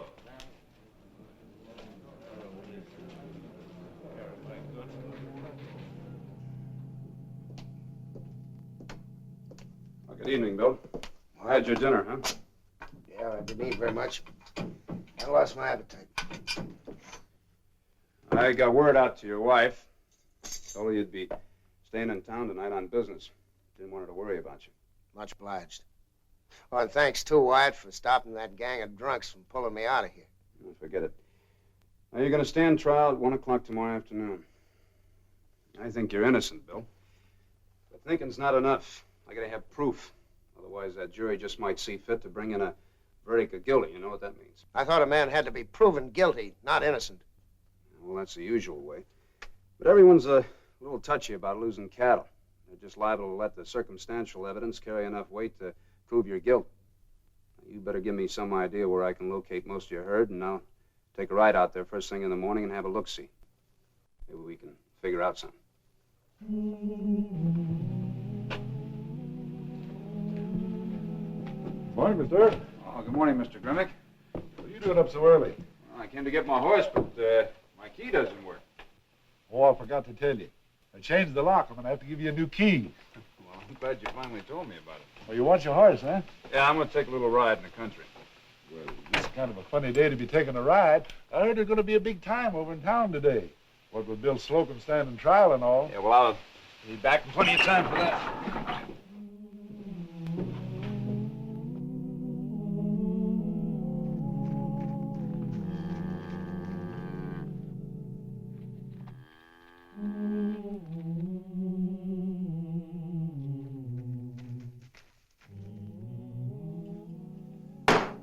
Court's in session.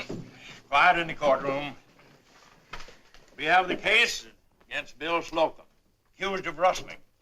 Stand up, Bill. How do you plead, guilty or not guilty? Not guilty, of course. You don't need that, the course in there. Simmer down, Paul.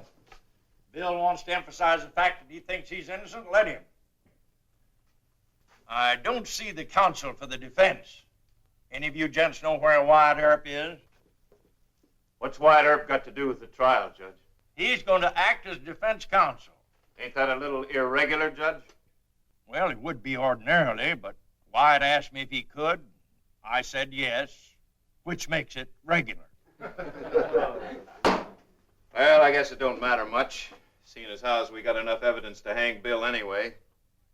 Only hope Wyatt ain't as fast with his tongue as he is with his guns. Now, let's get on with the case. Wyatt will show up at any time. Bill, you better step over here at the stand and give us your side of the story. Raise your right hand, place your left hand on the Bible. You swear to tell the truth, whole truth, nothing but the truth, so help you God? I do. Stand.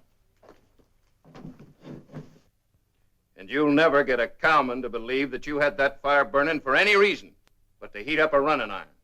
Like I said, I roped that cow before dawn. I had to wait for it to get light.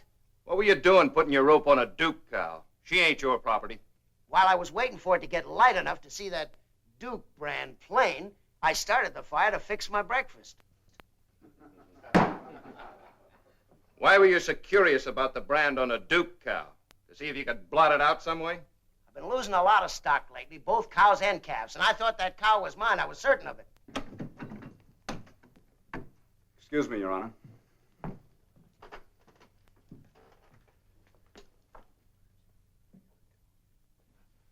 In my courtroom, Wyatt? Oh, nothing will go wrong, I assure you, Your Honor. Proceed. Are you trying to say that you think Duke Wilson's been stealing your cows? I am, and I was trying to prove it. It ain't bad enough that you rustle from a man, but you got to turn around and accuse him of doing it to you. I'd like to say a few words to all of you. I object, Judge. I got the floor here, and I intend to keep it. Let Wyatt speak his piece. He's gone out and gotten some evidence. Maybe it'll settle this case. Thank you, Your Honor. Mr. Murdoch, would you give me a hand? Glad to. Now, one of the things you cowmen should have taken into consideration before taking for granted that Mr. Slocum here was the rustler was the almost impossible task for Bill to change a brand like Duke, which has got 4 letters in it,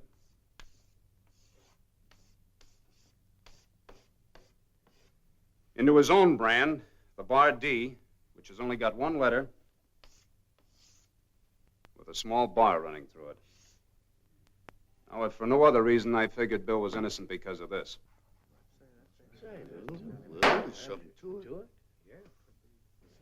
But now take a look how easy it is to change Bill's bar D brand into the Duke brand, simply by blotting out the small bar that runs through the D on the branding iron and adding the 3 letters U-K-E.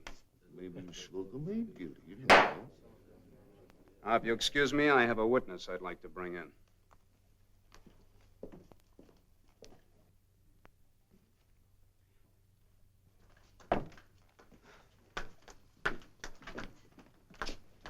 Now, whose cow would you say this was? Well, that's one of Bill Slocum's cows. Got his brand, Bar D. All right, we know it's Bill's cow.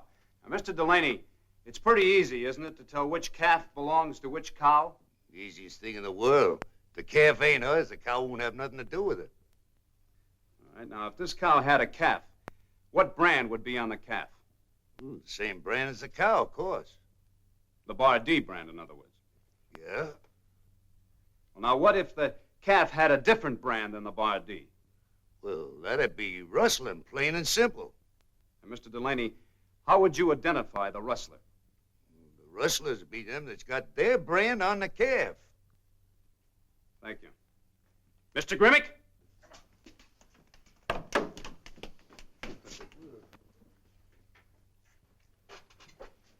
Well, look at that. It's Duke what's the rustler. It ain't Bill Slocum. You two stay there. Let us have them two, Wyatt. We'll give them what they figure to give to Bill Slocum. Only we'll give it to 'em proper. Order. That's a fine way for a jury to behave. Your Honor, I'll put these two men under arrest. Good. And I'm dismissing the case against Bill Slocum. I'd like to say a few more words, if you don't mind. Go ahead, Wyatt. Now, you men got to get it through your thick skulls that the days of lynching are over on this frontier. If you continue ignoring the law, you can bet your bottom dollar we'll never get out of the woods at all.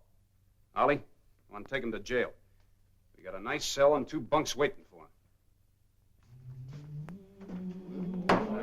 Orders adjourned.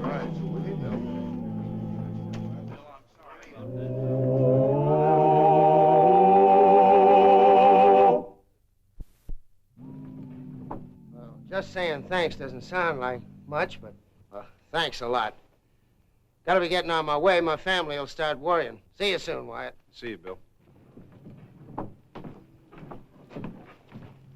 Go on, baby. You did a fine job, Wyatt. You saved Bill's life. Well, I'll tell you, Mr. Murdoch, you got to kind of give credit where credit's due. Had quite a bit of help from that calf and its mother.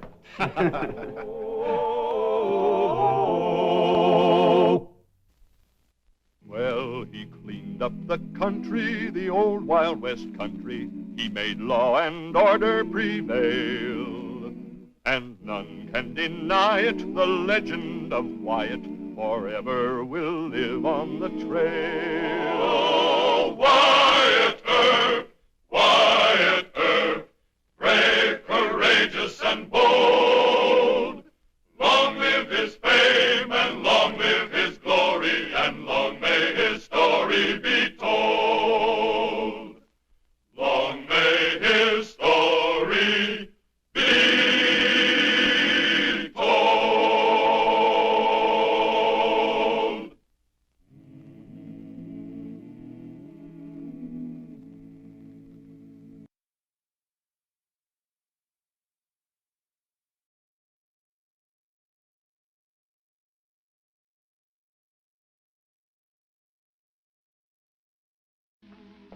Hello, Albright. Well, Mr. Allison, have you thought it over? Sure. I'll kill him for you. Good. I want to keep Dodge a wide open town. If this Earp isn't taken care of, he'll ruin business. The man does me a favor this big. You get out of here. I ain't killing Wyatt Earp for money. I got other reasons. My own reasons.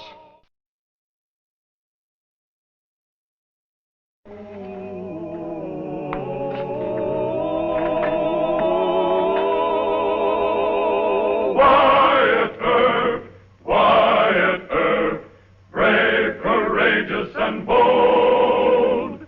The Life and Legend of Wyatt Earp, starring Hugh O'Brien.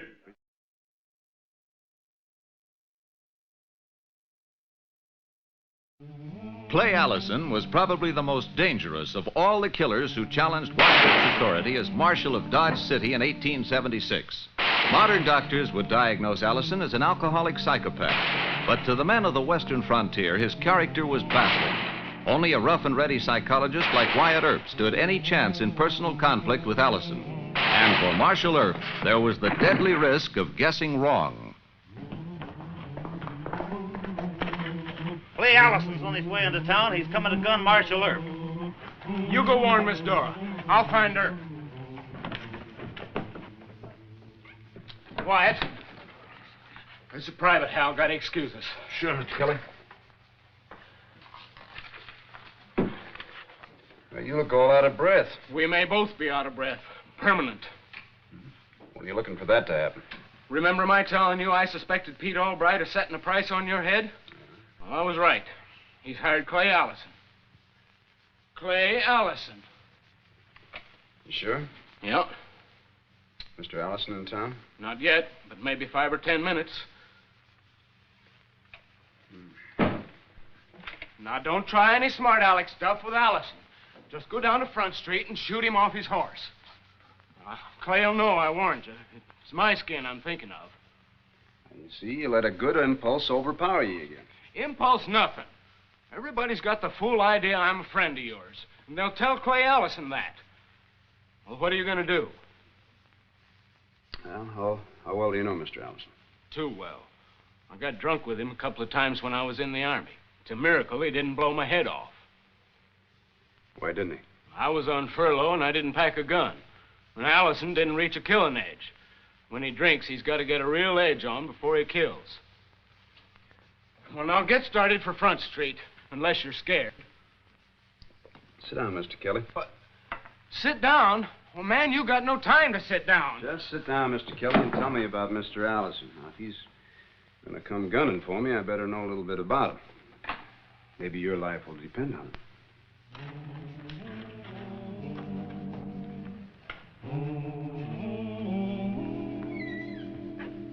Hey, mister. Yeah? You better step inside. There's word that Clay Allison's on his way here. That's all. Yeah. Jim Kelly's place, huh? Yeah, but he ain't here. He went to warn Marshal Earp about Allison. I did. I reckon I'll step out of the sun while I wait. Yeah, you do that, mister.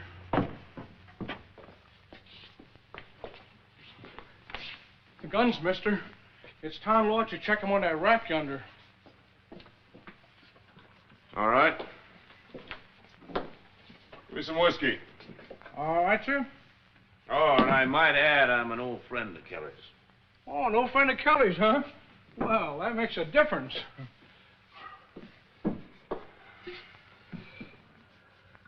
Must have been before Kelly come to Dodge. That's right.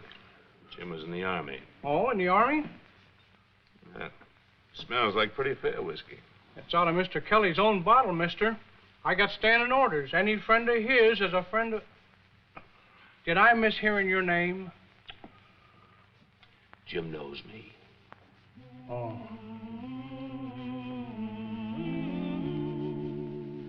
Now, come on, or are you just stalling? One more question, Mr. Kelly. What does Mr. Allison worry about?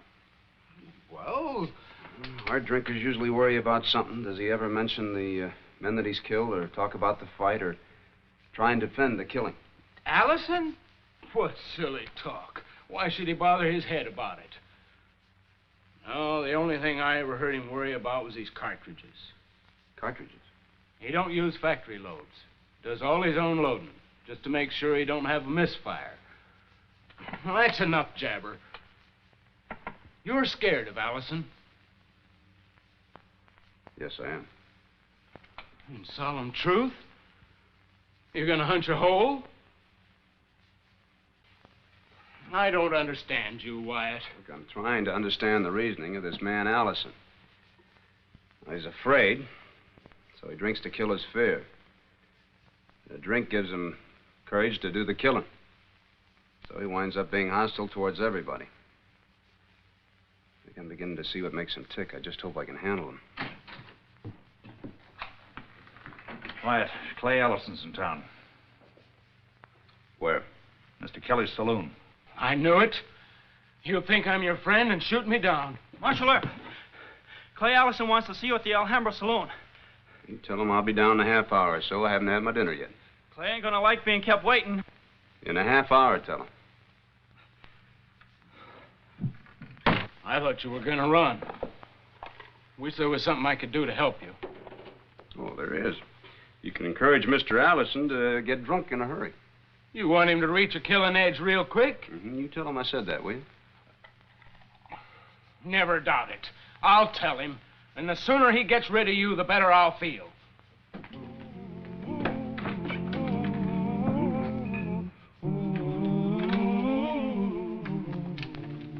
Well, well, howdy, Clay.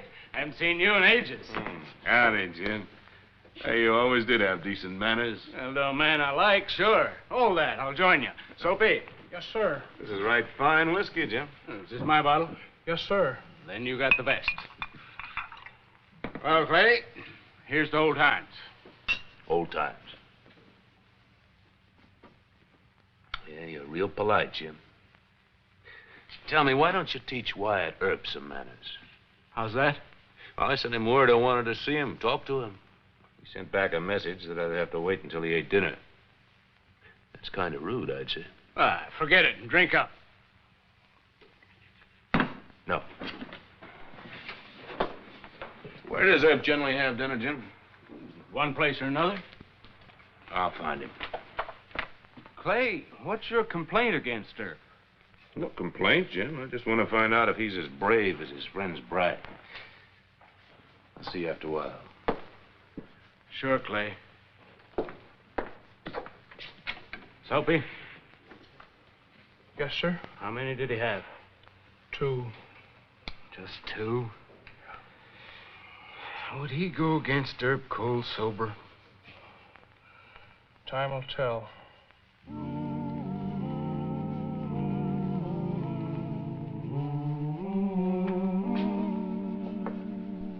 Pardon me, mister. You're supposed to check those guns. That's Marshal Earp over there. All right. So that's Wyatt Earp, huh? The great Wyatt Earp. I've been wanting to talk to him.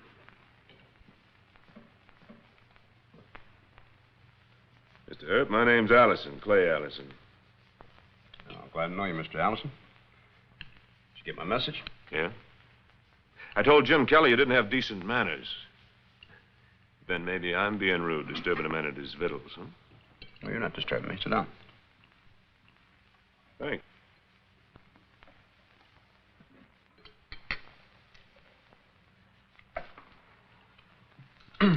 You, want to talk to me about something?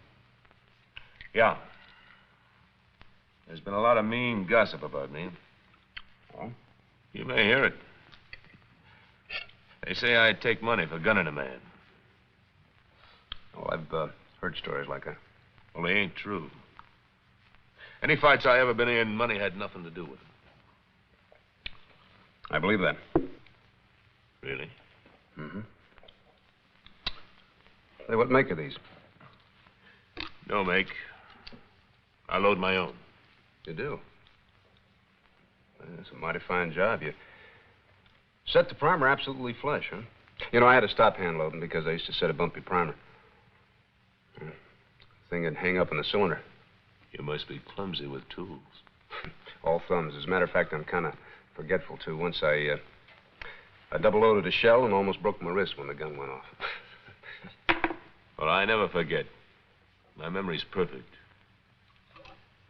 I'd rather trust it than some factory loader.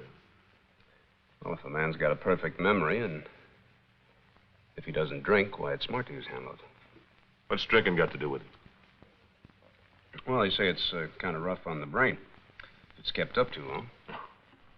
I've heard all that doctor talk. Injures a man's recollection, they say. But I never hand load when I drink. And I've never had a shell misfire on me. No?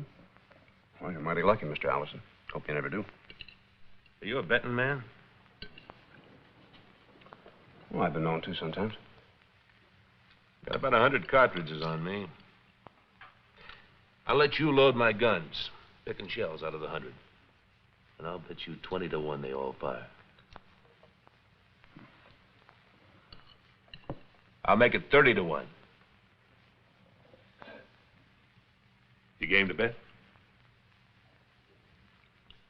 Yeah, all right. Why don't you strap on your guns? We'll go out back to the livery stable. Good.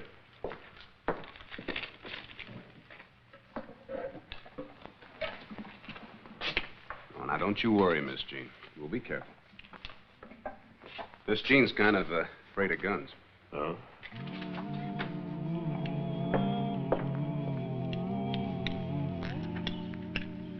There you are, Mr. Allison. All fresh loads. Thank you, Mr. Earp. 30 to 1 you don't have a misfire, huh? That's right. Why don't you just cut down on those tin cans over there?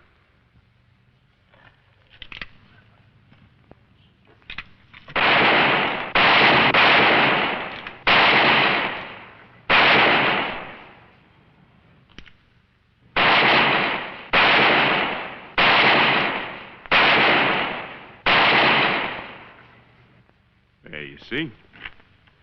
My guns never misfire. Pay me. Well, that's real fine shooting, Mr. Allison. $1. Thank you. Come on over to Jim Kelly's. I'll buy you a drink. Well, I appreciate the offer, but I don't drink. I'll see you around, though. Sure.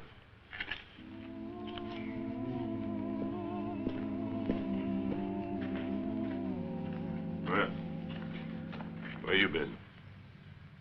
Waiting to talk to you in private.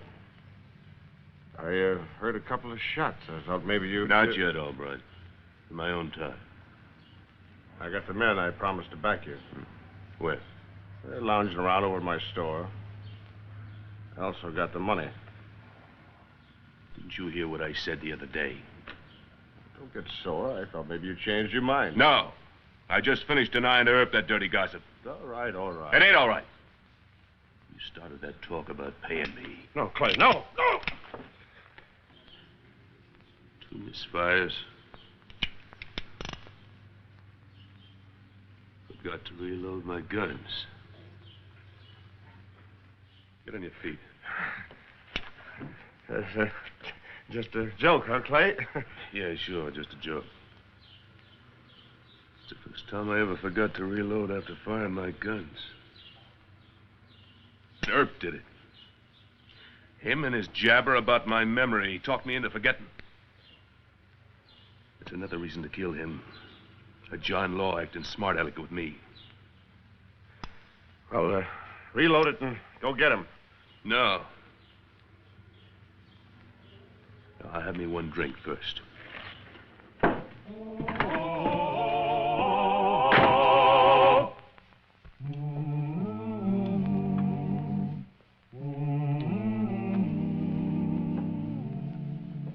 Kelly. Hey. Sure, Clay.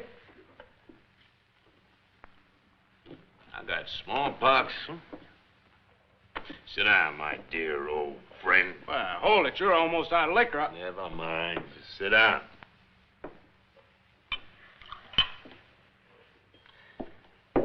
I want you to know that I don't like your choice of new friends. And I mean Wyatt Earp. He's no friend of mine. You are a liar, Kelly. You warned him I was coming to town. You've been trying to make me drunk. You are drunk, and don't call me a liar. Keep your fist to yourself and sit down. It's better. Did you see that draw? Now look at his gun barrel. Not a quiver. Steady on your belly, Kelly. I like that. Steady on your belly, Kelly. It ought to be a song. You're not fuzzy drunk yet. You're just mean drunk. That's right. My cartridges are all fired. I proved that to Earp.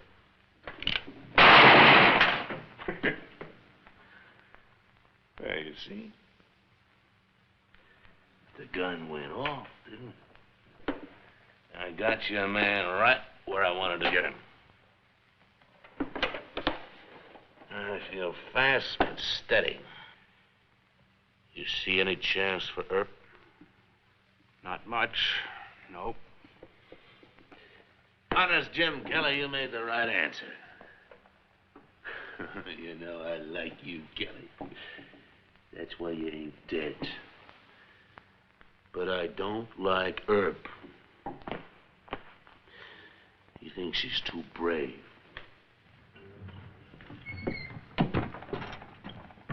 Quiet, my friend. Where you been? You said I'd see you around. Who fired that shot in the Oh, the barkeep started for a gun. I didn't hurt him much. I just creased his hand. Ask Jim Kelly. I will. I'll be all right in a second, Wyatt. It's just liquor makes me dizzy. I took too much, I reckon. Oh, Wyatt. You know, I don't feel very good, Wyatt. I think I'll go into the alley. Yeah, you do that, Mr. Allison.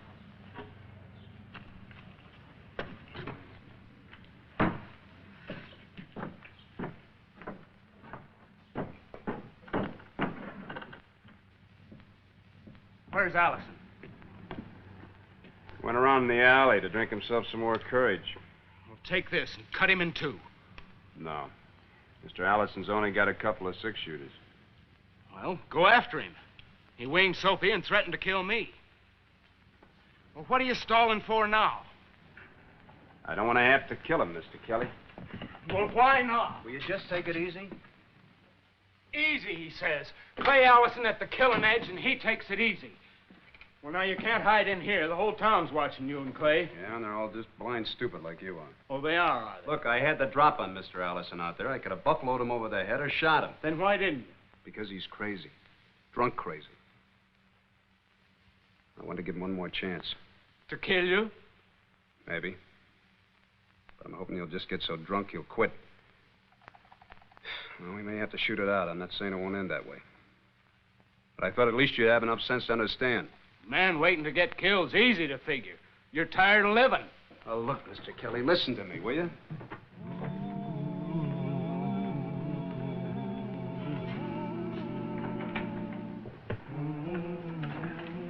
Huh?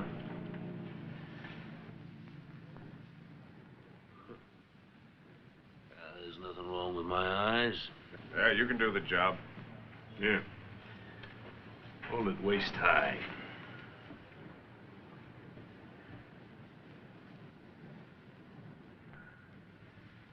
It's pretty fast, huh? Plenty fast. Yeah. Wyatt, don't try to worry me about my cartridges. Any man stooped to a trick like that is just plain yellow. He's hiding in Kelly's saloon. I'll get him out of there. But how do I know his deputies won't gun me in the back? Take a look at my store. There's a dozen men in there willing to back you up. I'll tell you something, Albright. I don't need him. You go fetch my horse. I kill a marshal, I want to get out of town quick.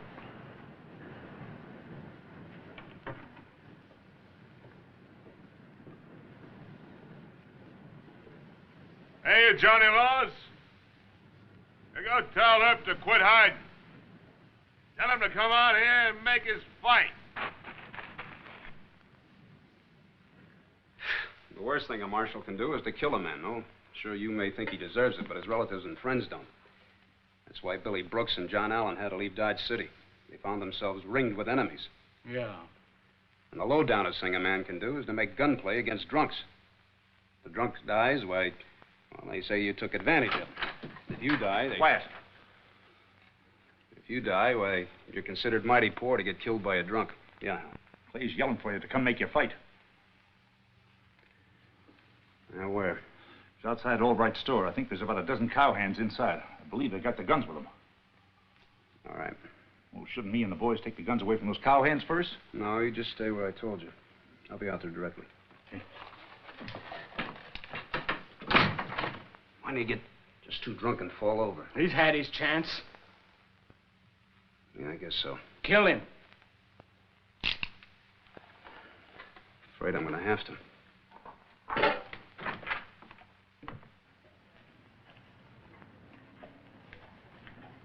Tie him off.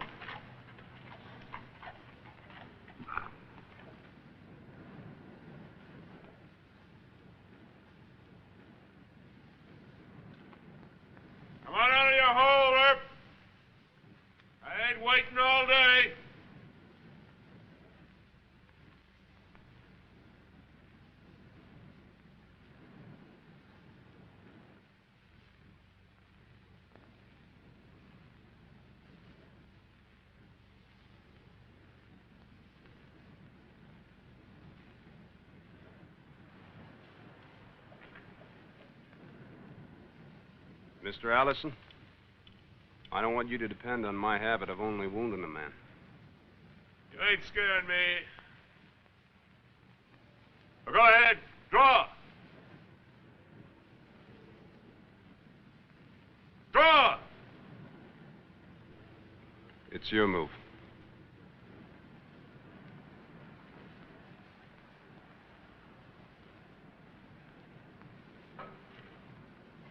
What's the matter, Albright? What are you scared of? You offered me $1,000 to gun him. You promised plenty of men to back me up. Well, there's Earp and there's his deputies. You want me to take them on all by myself?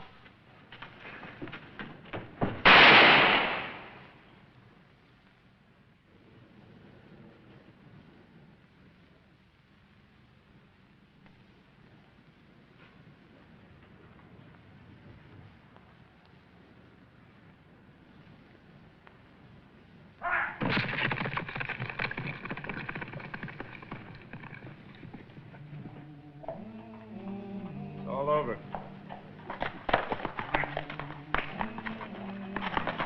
Look out, he's coming. You may have to drop. Watch Albright's men.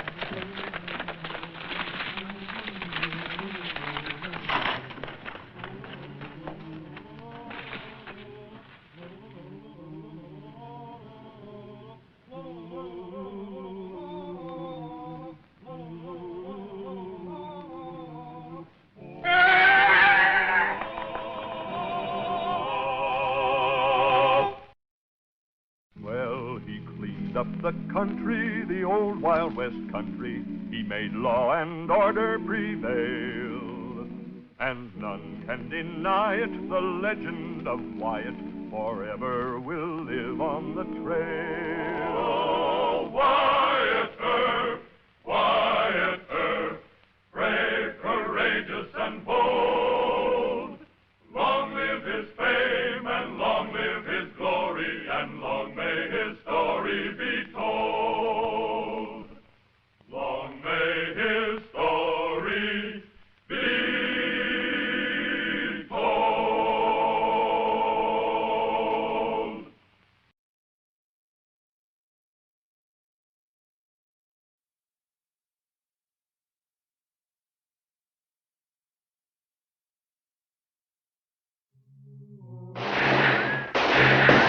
Wyatt, they're getting too close. No shooting yet. Can you see Dull Knife? Yes, by Big Rock. You're not going to surrender. I want to make peace talk to Dull Knife. Peace talk with a bunch of Cheyenne on the warpath?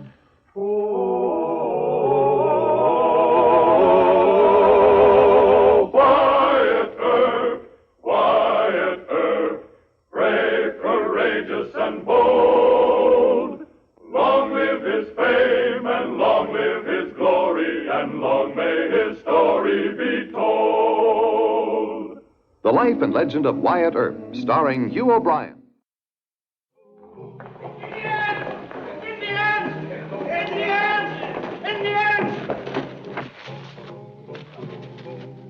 Are you Marshal Earp? That's right. Well, you better get your people ready for a fight. Dull Knife is headed this way with lots of Cheyenne and war paint. Where'd you see him? About 30 miles down the trace from the Indian nations. I changed horses now, rode them, but they'll be here in 2 hours. Let's get yourself time to get organized. Now, take it easy. But, Miss... Now, look, just take it easy. Yelling Indian and causing the panic isn't going to help us. Mr. Masterson, you take our friend here over to the Long Branch and buy him some cold beer. You go along with Mr. Masterson, and I thank you for your warning. Why? Shouldn't we get set for him? It'll be a couple hours before sundown. Cheyenne are too smart to raid a town when it's dark. Anyway, I have a hunch my Indian scouts should be in to tell me about it. You any idea why Dull Knife is sore at this town? Well, a Crow Indian friend of mine said the Cheyenne were headed here. That's all I know, Mr. Earp. Buy him all the beer he can drink. Keep asking him not to talk. Why? Payday isn't till Saturday. All right. Here. It's enough for supper, too. Thanks, Wyatt. Yes, sir. I didn't signal for the artillery. Take it back in the rack, Harry.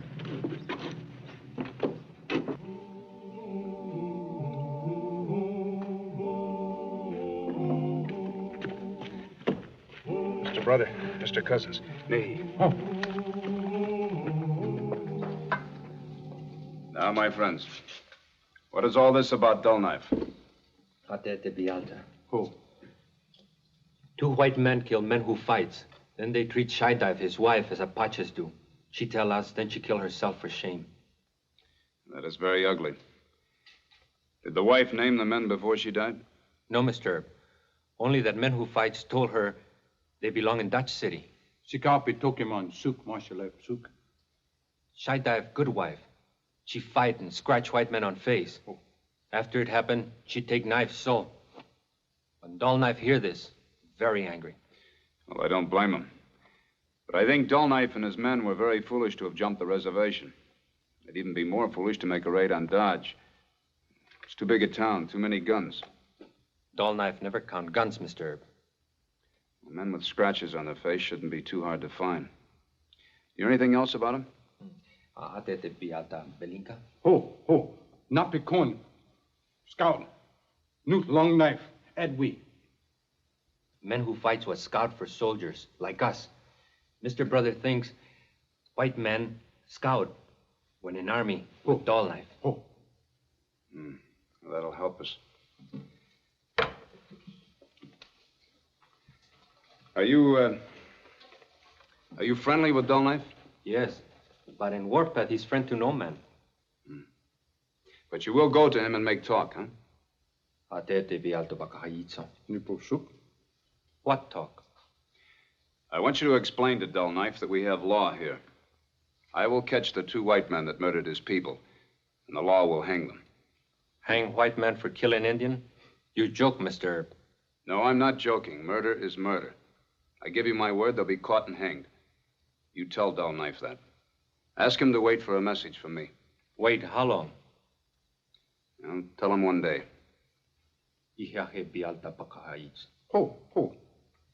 Good. We talk with Dull Knife. Thank you, my friends. I am ashamed that our white brothers do this, but they will hang for it. You always tell truth, Mr. Erb. Dull Knife, Nupi, Ho, Suk. We do not promise Dull Knife will listen, but we talk and say what you are saying. Tahome. Tehome. Nehe.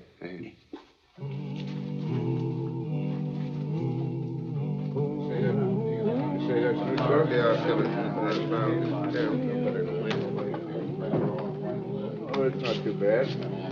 Pretty good. Yes, too. Marshal, we're supposed to see you. What for? Never mind. Come on, you're not under arrest. No, See you. Look, Bat, I haven't got no gun. I on, didn't do anything. You know that.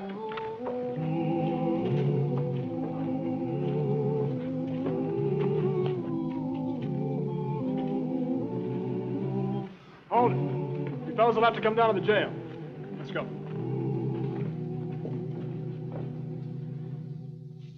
All right, take off your hats. Let me see your forearms.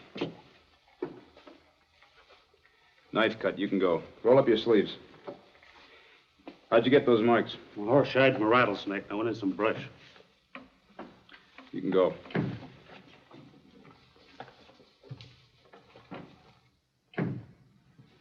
I'm holding you. Stand over there.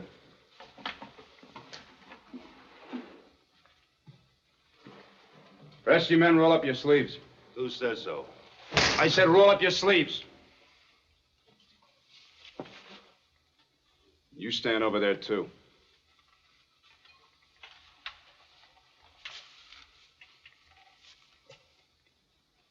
Fingernail scratches. You stand over there.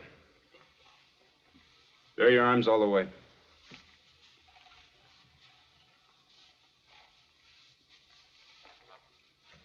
Two of you can go. Well, Mr. Jameson. Looks like a woman scratched you. Yes, sir. My wife, she's... Last time it was a black guy, wasn't it? Yes, sir. Better luck next time. Yes, sir. All right, two of you murdered an Indian. His wife, she... You want to talk about it? What are their names? Stevens, Miller, and Dort. All this whoop to do about an Indian? We done it. We should get a reward. Is that how you feel about it, Mr. Dort? You're just picking on me because they kicked me out of the Army. Oh, you were a soldier, too, huh? Well, how come you haven't got any cross sabers? I don't like tattooing. Woman scratched me, sure. You prove it was an Indian. I wasn't nowhere near Buffalo Creek. This time, Earp's really put his foot in it. Arresting men just because some Indian and a squaw got killed. Who's gonna back him on a stupid play like this? Nobody. Right now, General Custer's on his way to get Sitting Bull. Our own soldiers risking their lives while Earp goes over to the side of these red savages. Trouble, Wyatt. Looks like they have friends. Well, that's a big mystery. All right, you lock them up. I'll have a talk with their friends. All right, let's go. Inside.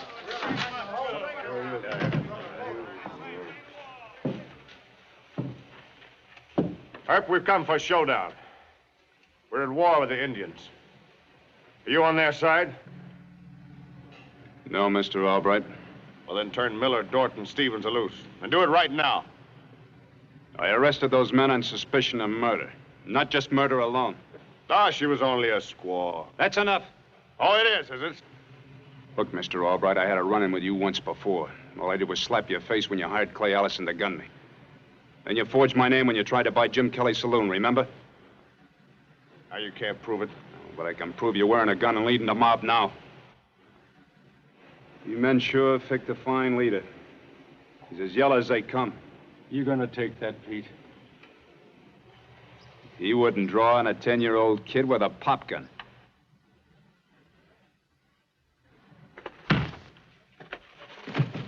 All right, the rest of you drop him.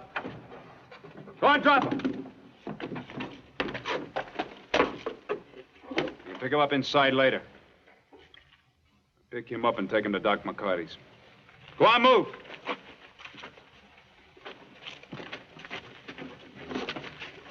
Pick up the guns.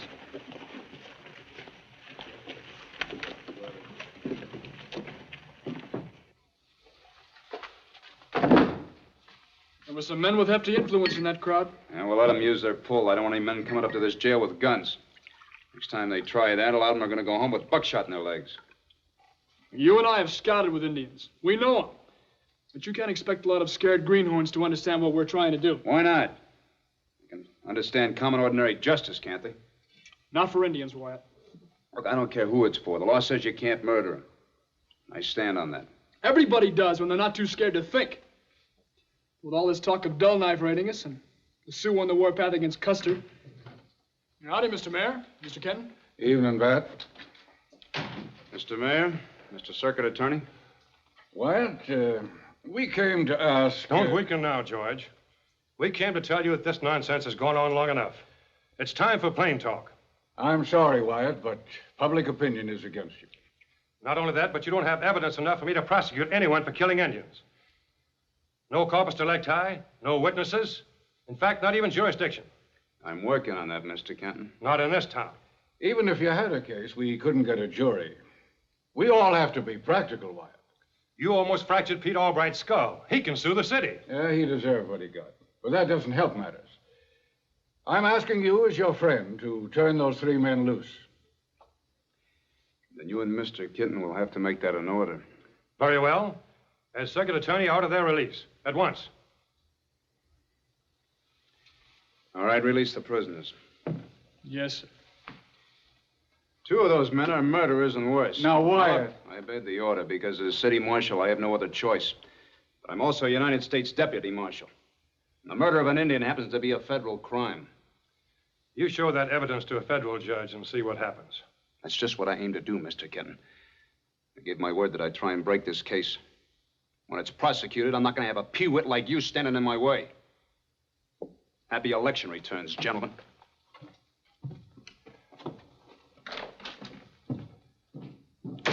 You heard what he said. Why don't you fire him? He's the best marshal Dodge City ever had. You know, if that boy could learn to think like a politician, he'd be governor someday. Sure the 3 of them went in there? Not 5 minutes ago. All of them toting guns.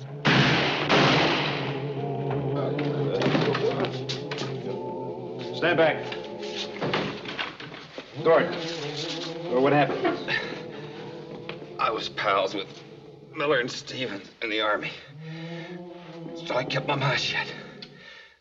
But I know they'd done it. They picked a fight with me and...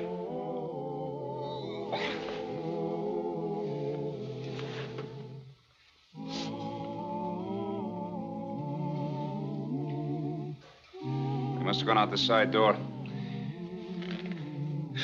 You don't have to go with me. Quit wasting time. Come on.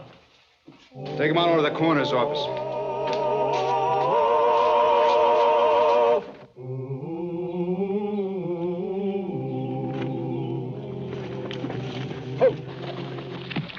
We could not find Doll Knife. Maybe he circled around. We catch two men. Come look. Were they riding out of Dodge? Yes. One horse break leg and gopher hole. When they stop, we put guns on them. Come look. We sure will, Mr. Cook.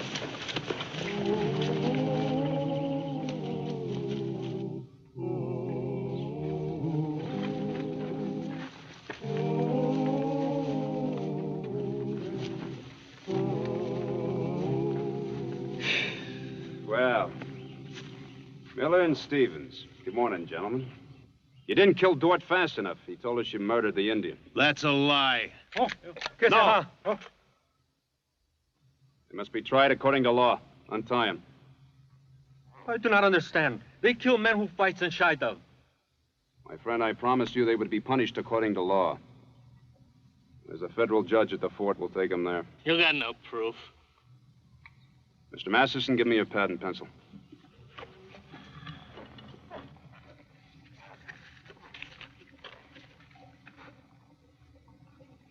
We murdered man who fights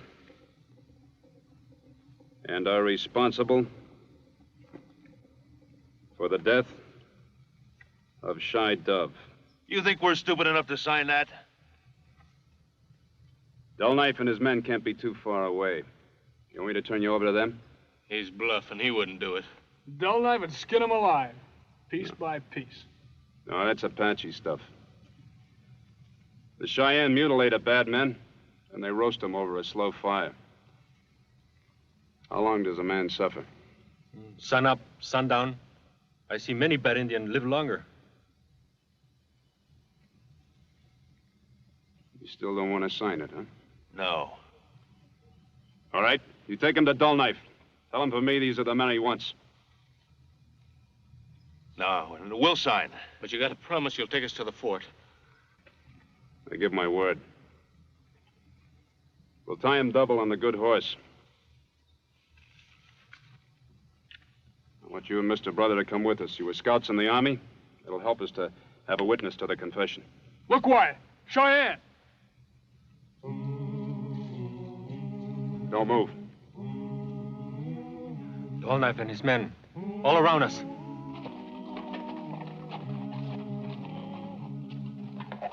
We could stand them off if there ain't too many. No. Hold this. You aim to surrender? You promised that... I want to talk to Dull Knife. Does he speak English? More better than me. Good. Come along and introduce us. You keep an eye on them. They won't move. They got no place to go. Where did Dull Knife learn English? Mission school. He go as little boy. Be a convert? No, all Cheyenne.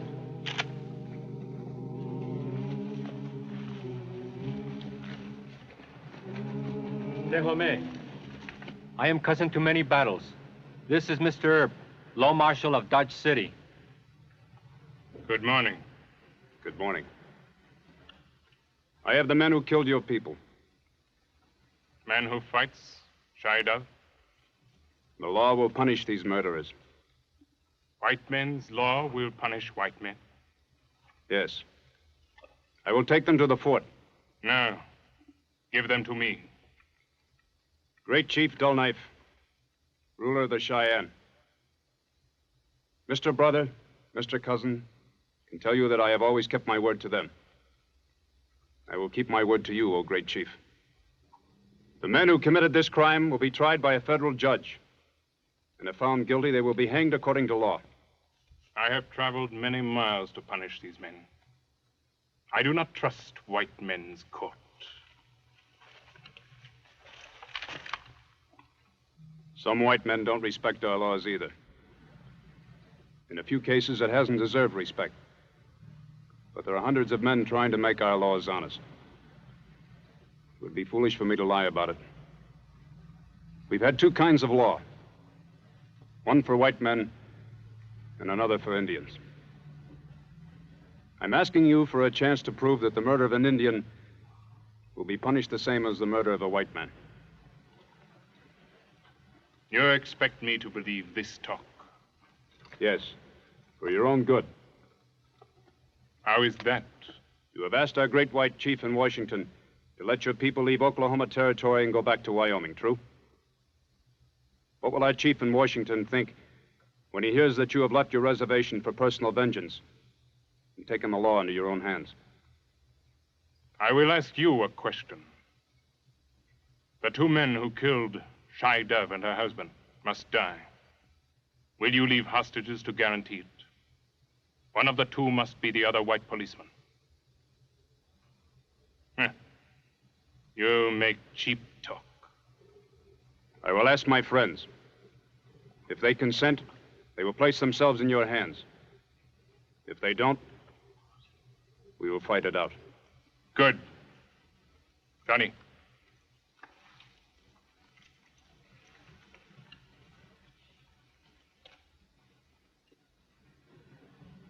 My guess is that Dull Knife's only got about 20 men. We stand a good chance of driving them off, especially if we can kill Dull Knife in the first attack. That's about it. What's the sense in killing Dull Knife and maybe some of us getting it? Come on, Mr. Brother. No, I go. He stay. Must copy. No need. Go. No, Mr. Brother. I need Mr. Cousin as a witness. You go. You must make Dull Knife understand that a couple of his men must bring the bodies of Shy Dove and Man Who Fights to the fort. Dull Knife understand. He's big judge. Well, what am I going to say to Dull Knife if the white man judge turns them loose? He won't. But I'm still willing to stay here and fight it out. No, what would that prove? I risk getting killed in a gunfight with a no-account girl. This will prove something. We're seeing you, Marshal.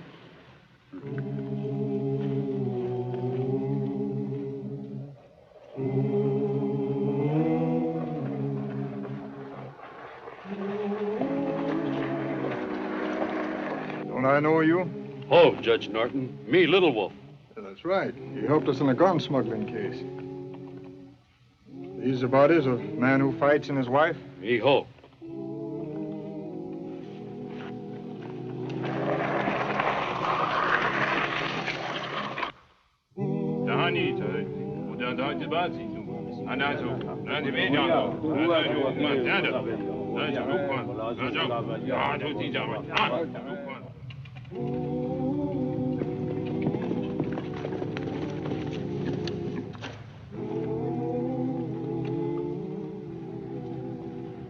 Things can't be going too well at the fort.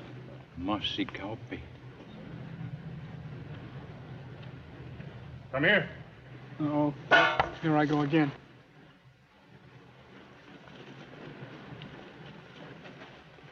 Yes, sir? Our dead were shown to the white men. They are being sent back to us for burial.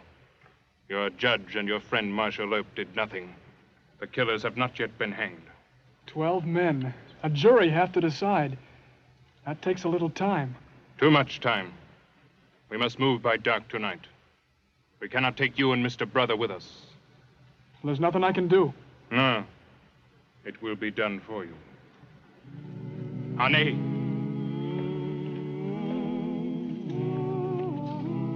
You have been found guilty of murder in the first degree. You attempted to defend yourselves by saying the two young people you killed were Indians. Such a defense is an insult to this court and to the laws of this republic. Murder of any human being is punishable by death. Marshal Earp? Yes, sir. You will deliver these two men into the custody of the Provost Marshal. I'll send a written order for their immediate execution by hanging. Court's adjourned. Come on.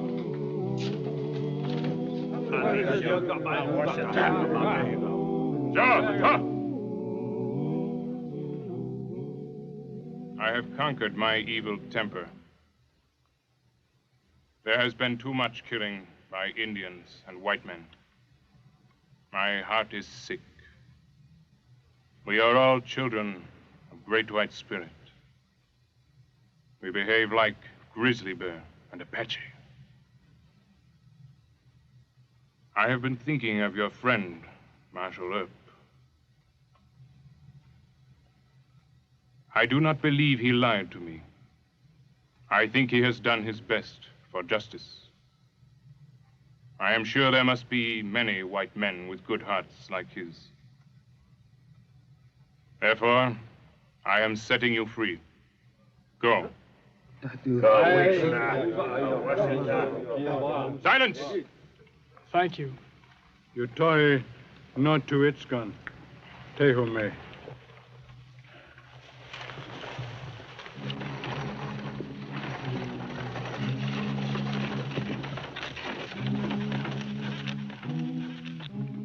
Great Chief, these are the bodies of the two men. They were hanged according to law. Look.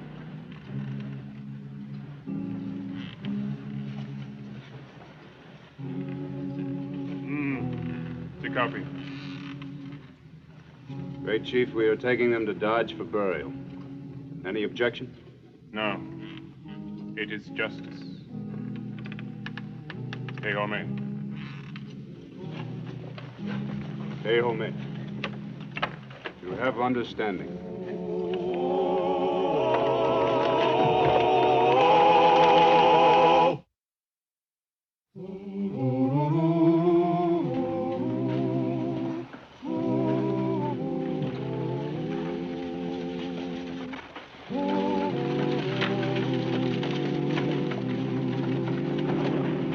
Well, little man, what do you say now?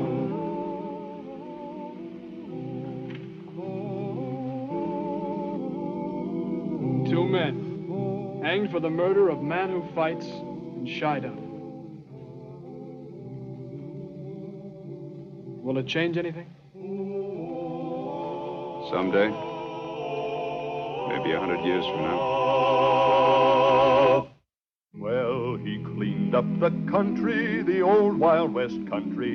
He made law and order prevail. And none can deny it, the legend of Wyatt forever will live on the trail. Oh, Wyatt Earp, brave, courageous, and bold. Long live his fame, and long live his glory, and long may his story be told. Long may his story be told.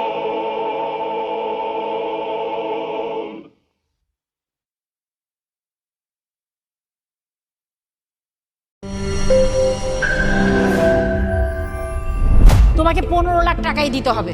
তুমি যদি দিতে না পারো তোমার বাবাকে call দাও। তোমার যত জমি জিরাত বাড়িতে যা যা আছে এগুলো বেচা হইলেও তোমরা আমাদের টাকা পাই পাই করে শোধ করবা।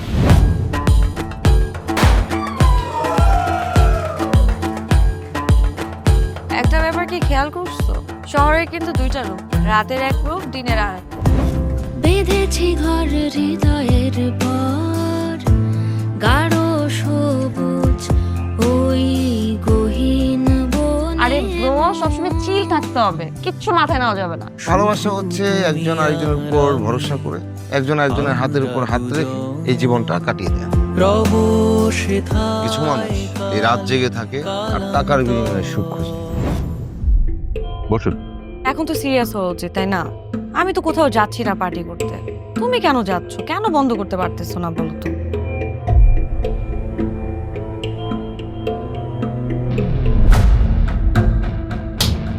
কার যে কোথায় সুখ সেটা তার প্রিয় মানুষটাও কখনো জানতে পারে না। পাশাপাশি তবু যাচ্ছি বিপরীতে, কাছাকাছি তবু যাচ্ছি বহু দূরে। Hi, You look good. Thank you.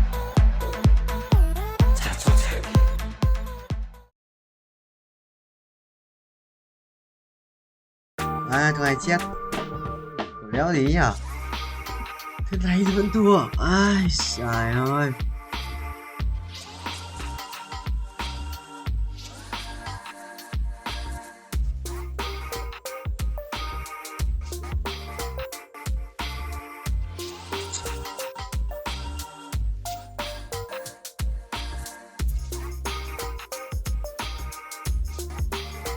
À đây.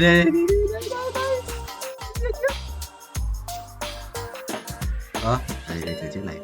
Thì theo sẽ là vài phút. Sẽ là vài phút.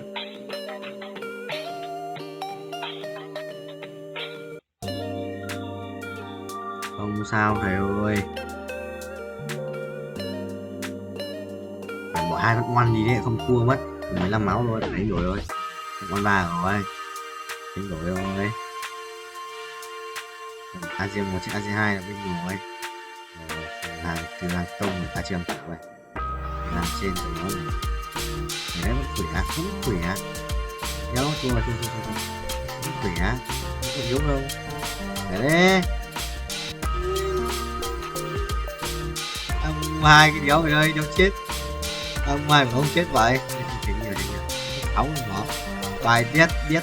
Ui ao không chết lại. What the hell? Ô, ấn pháp sư. Cả một cái bút dòng ao hai không chết. Chuồn tỏ. À, nghe. Top 6. Chat game. Chat game. Có 2-3 mất tiền, 2-3 điểm thì mất hết tiền.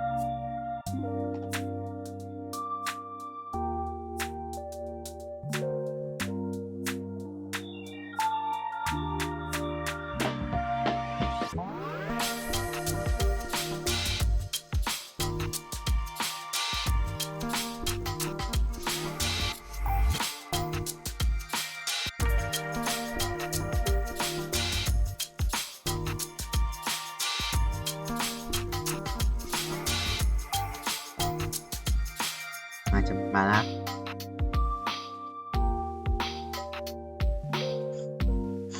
Mà từ lên đầu tiên lên 5 sơn nhỉ. Nếu sắp 2 lần nữa ngọc bảo bao nhiêu? Bảo là tầm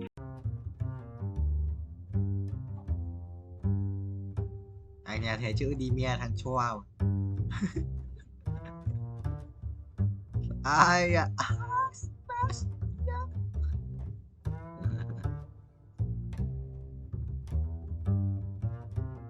Mày sao ta? Thằng Vũ rồi không? Mày không Vũ. Chắc là mày rồi.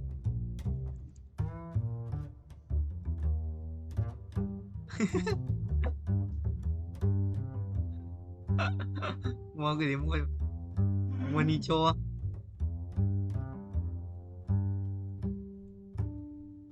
Mua đi cho đi quát á. Em mua cái gì? Đi mua đi xong mất trả tiền. Từ qua giờ anh thấy nó toàn là thằng này các anh em một trực tiếp rồi. Ông bộ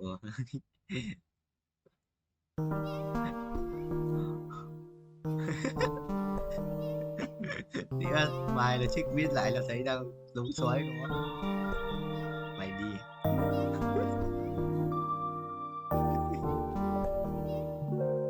Sao rồi? Phải không?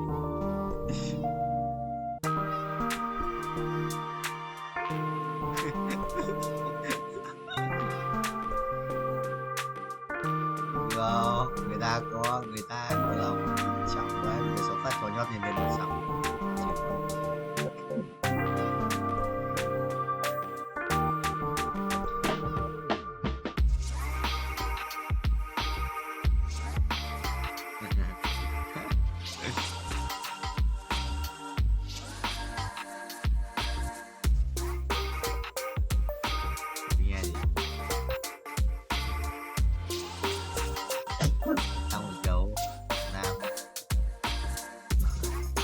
ơi, không, tao tắt chân cái đấy rồi, tắt chân cái đấy rồi, tao nhớ ngay rồi. Mà tao tắt từ đâu? Tao ấn tao nhớ đến nghe gì?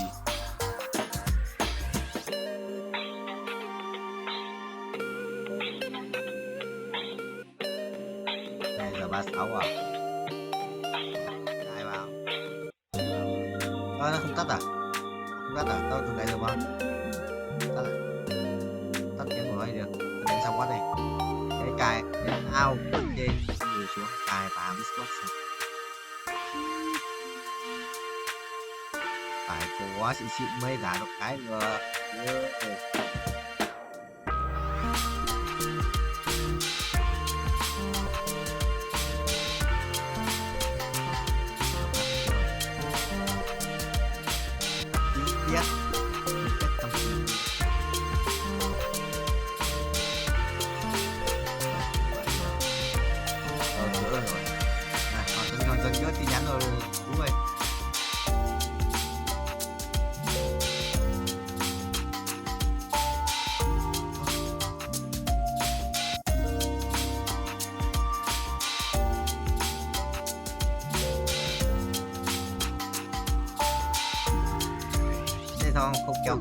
Không kéo cái mà tin nhắn mà kéo lên thì tin nhắn rồi rút nhắn là cái nó từng mất luôn này.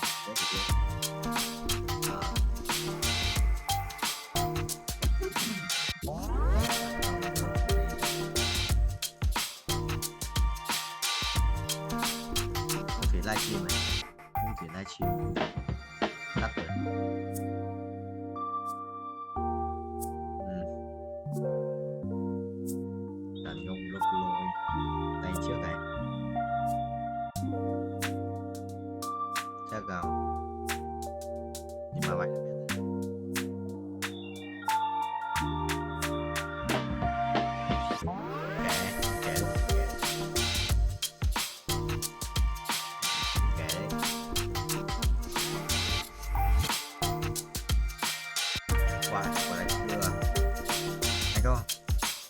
Có một bài chỉ tay trước là mua tất cả luôn. Mình luôn vào hết cả hai cái bicep luôn, cả bicep luôn, cả hai luôn.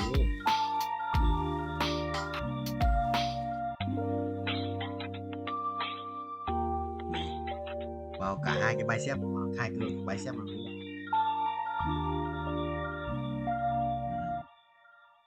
Chuẩn em rồi.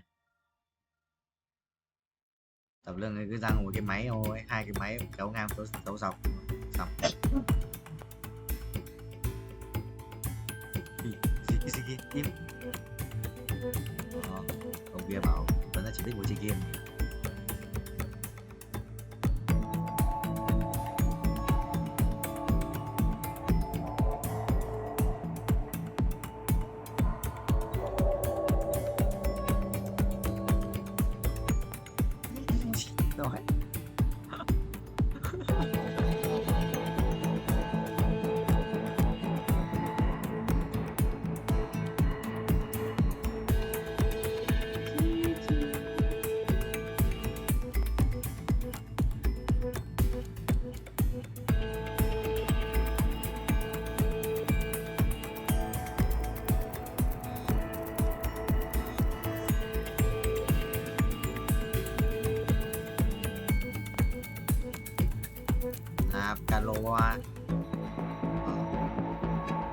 Caloa ơi, duy trì căn bằng caloa.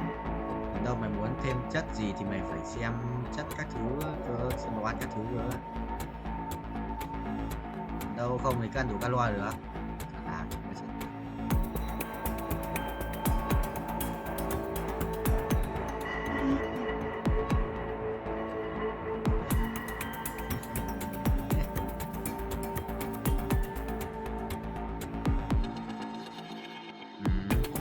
Ăn cái gì được không phải ăn cái gì cũng được để đồ ăn vặt, nhưng mà phải lượng calo đấy trong ngày thôi, đừng ăn quá.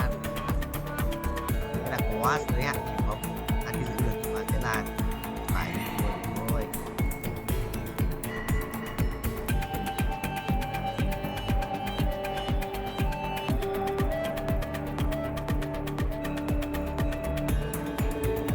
Đây thì người ta của anh biết rồi của anh biết của anh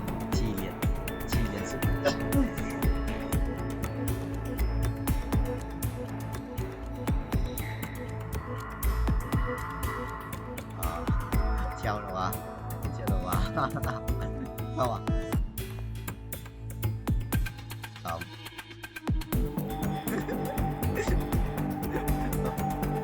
Có phép đánh này, có phép đánh như vượn này, phép chạy như nhảy linh tinh này.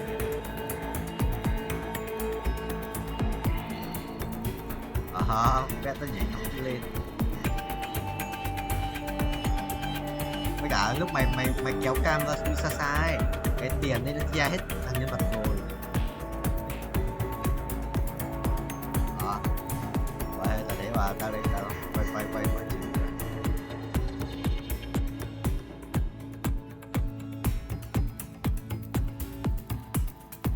biết nhưng mà mình sẽ còn tầm một nửa, tao còn một nửa. Cũng sắp xong rồi. 100.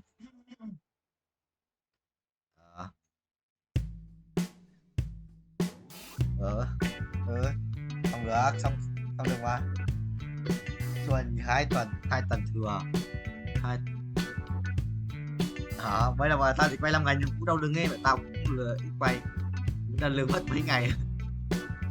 5 ngày hôm nay 10 tiếng, hồi trước là thế đấy, kia đợt trước làm mỗi ngày 10 tiếng đấy. Có đợt mà treo cái Autify ấy, chưa buồn nói rồi, tao thật Autify.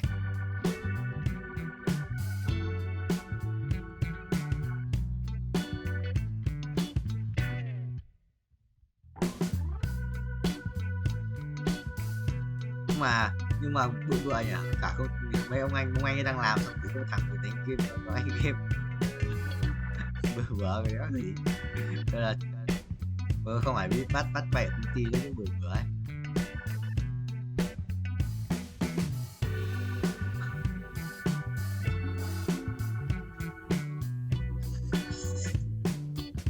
Sao nói gì khổ anh khổ.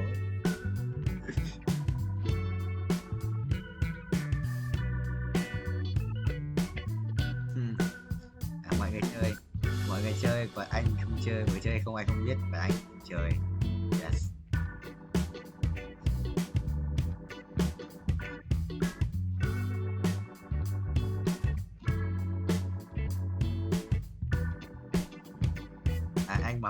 Anh mà phỏng vấn đứa nào hỏi anh thấy bảo là thái độ làm việc của phòng anh nhìn good.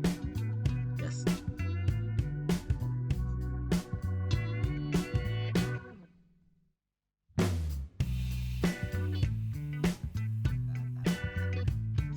Kinh vậy chào. Tôi muốn cục vô. Đây lại của nhất xong rồi xả luôn. Thôi đánh cái này.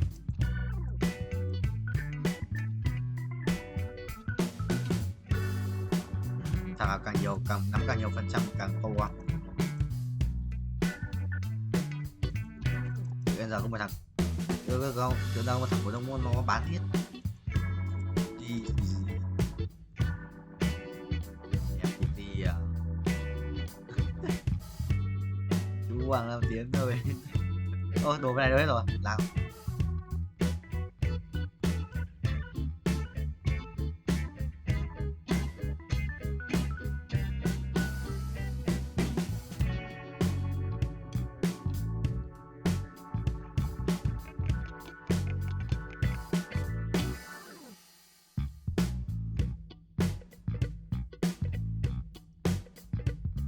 Quá giờ hết cỡ rồi đấy. ভালোবাসা সুন্দর, ভালোবাসাও সুন্দর। মানুষ নিজের অজান্তেই ভালোবেসে ফেলে।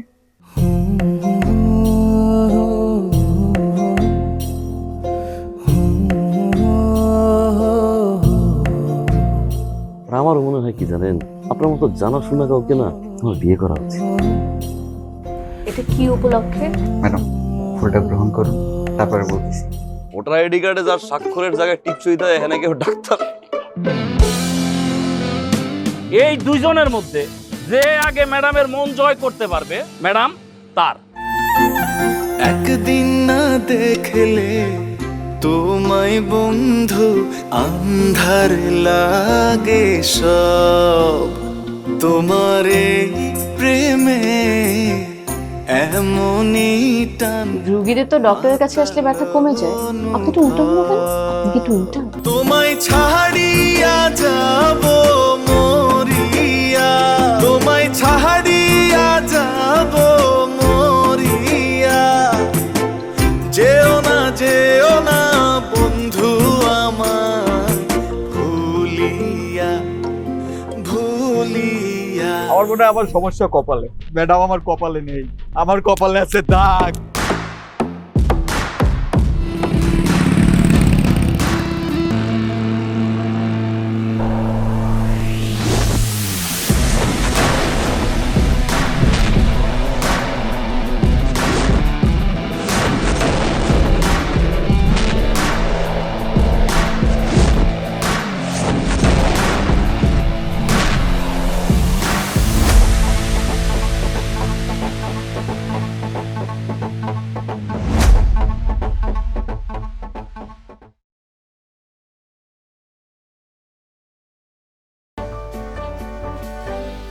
Lắp bằng số phát chết át thì mày qua là bạn góc giờ chưa?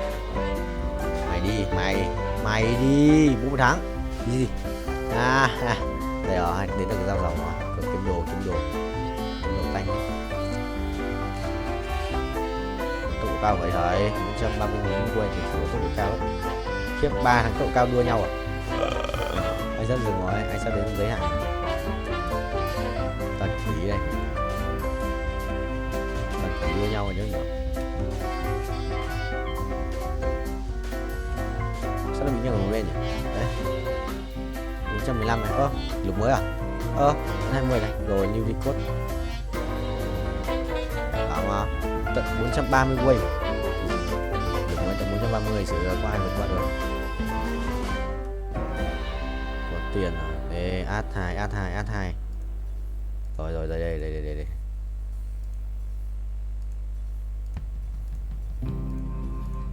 Rồi xong rồi. Một cái đồ thủ à?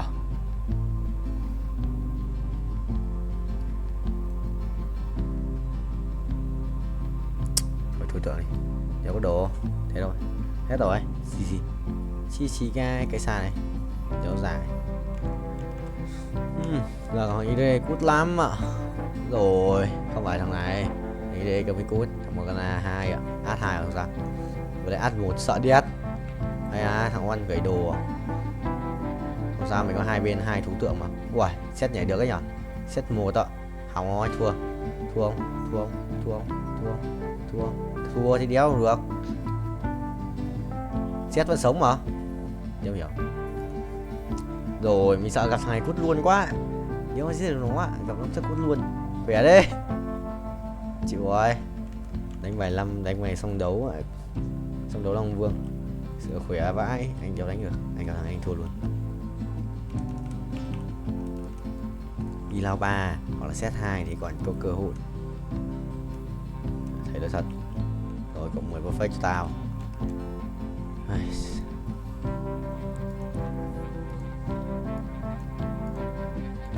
Thằng cầm át nhỉ? Thằng này cầm một con át, đéo ra át 2. Cười rất chịu. Ngon thì lướt à? Anh đặt y lao 3. Rồi gặp thằng này rồi.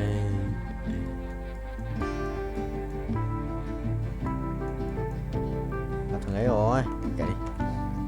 Thôi anh bay tiếp, anh không quan tâm. Không quan trọng vụ nổ lớn. Đi đây kìa, sợ vãi.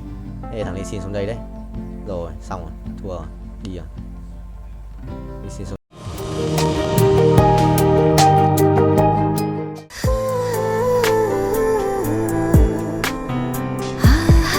আপনি কিন্তু দেখতে যথেষ্ট সুন্দরী একজন মানুষ,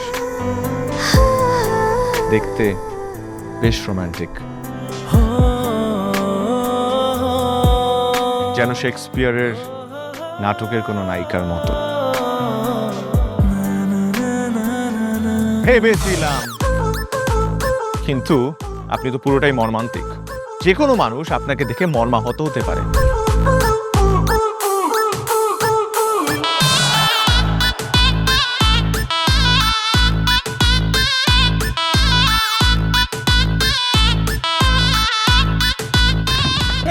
second হালকা হবো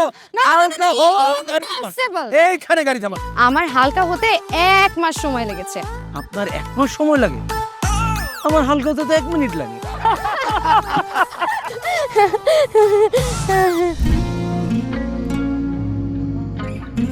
আমার কাছে মনে হয় জীবনসঙ্গী এমন হওয়া উচিত যার সাথে আপনি প্রতিটা মুহূর্ত উপভোগ করতে পারবেন, সারাক্ষণ খুনসুটিতে মেতে থাকতে পারবেন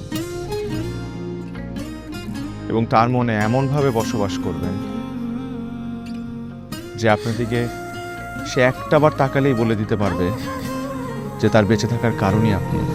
পথে চলতে চলতে কথা বলতে বলতে কখন যেন হলে আমার জানি গল্পে গল্পে মিশে অল্পে অল্পে আমিও হয়ে গেছি তোমার।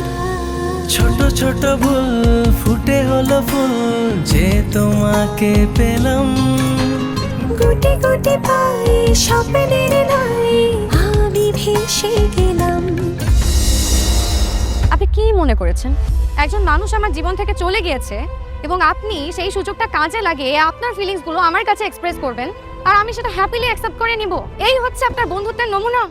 রোদের পাখি তোর শহরে আমার মনের স্বপ্ন ঘিরে, ওরে পাখি ওরে সারাক্ষণ তোর শহরে বৃষ্টি হলে ভিজে আমার মন।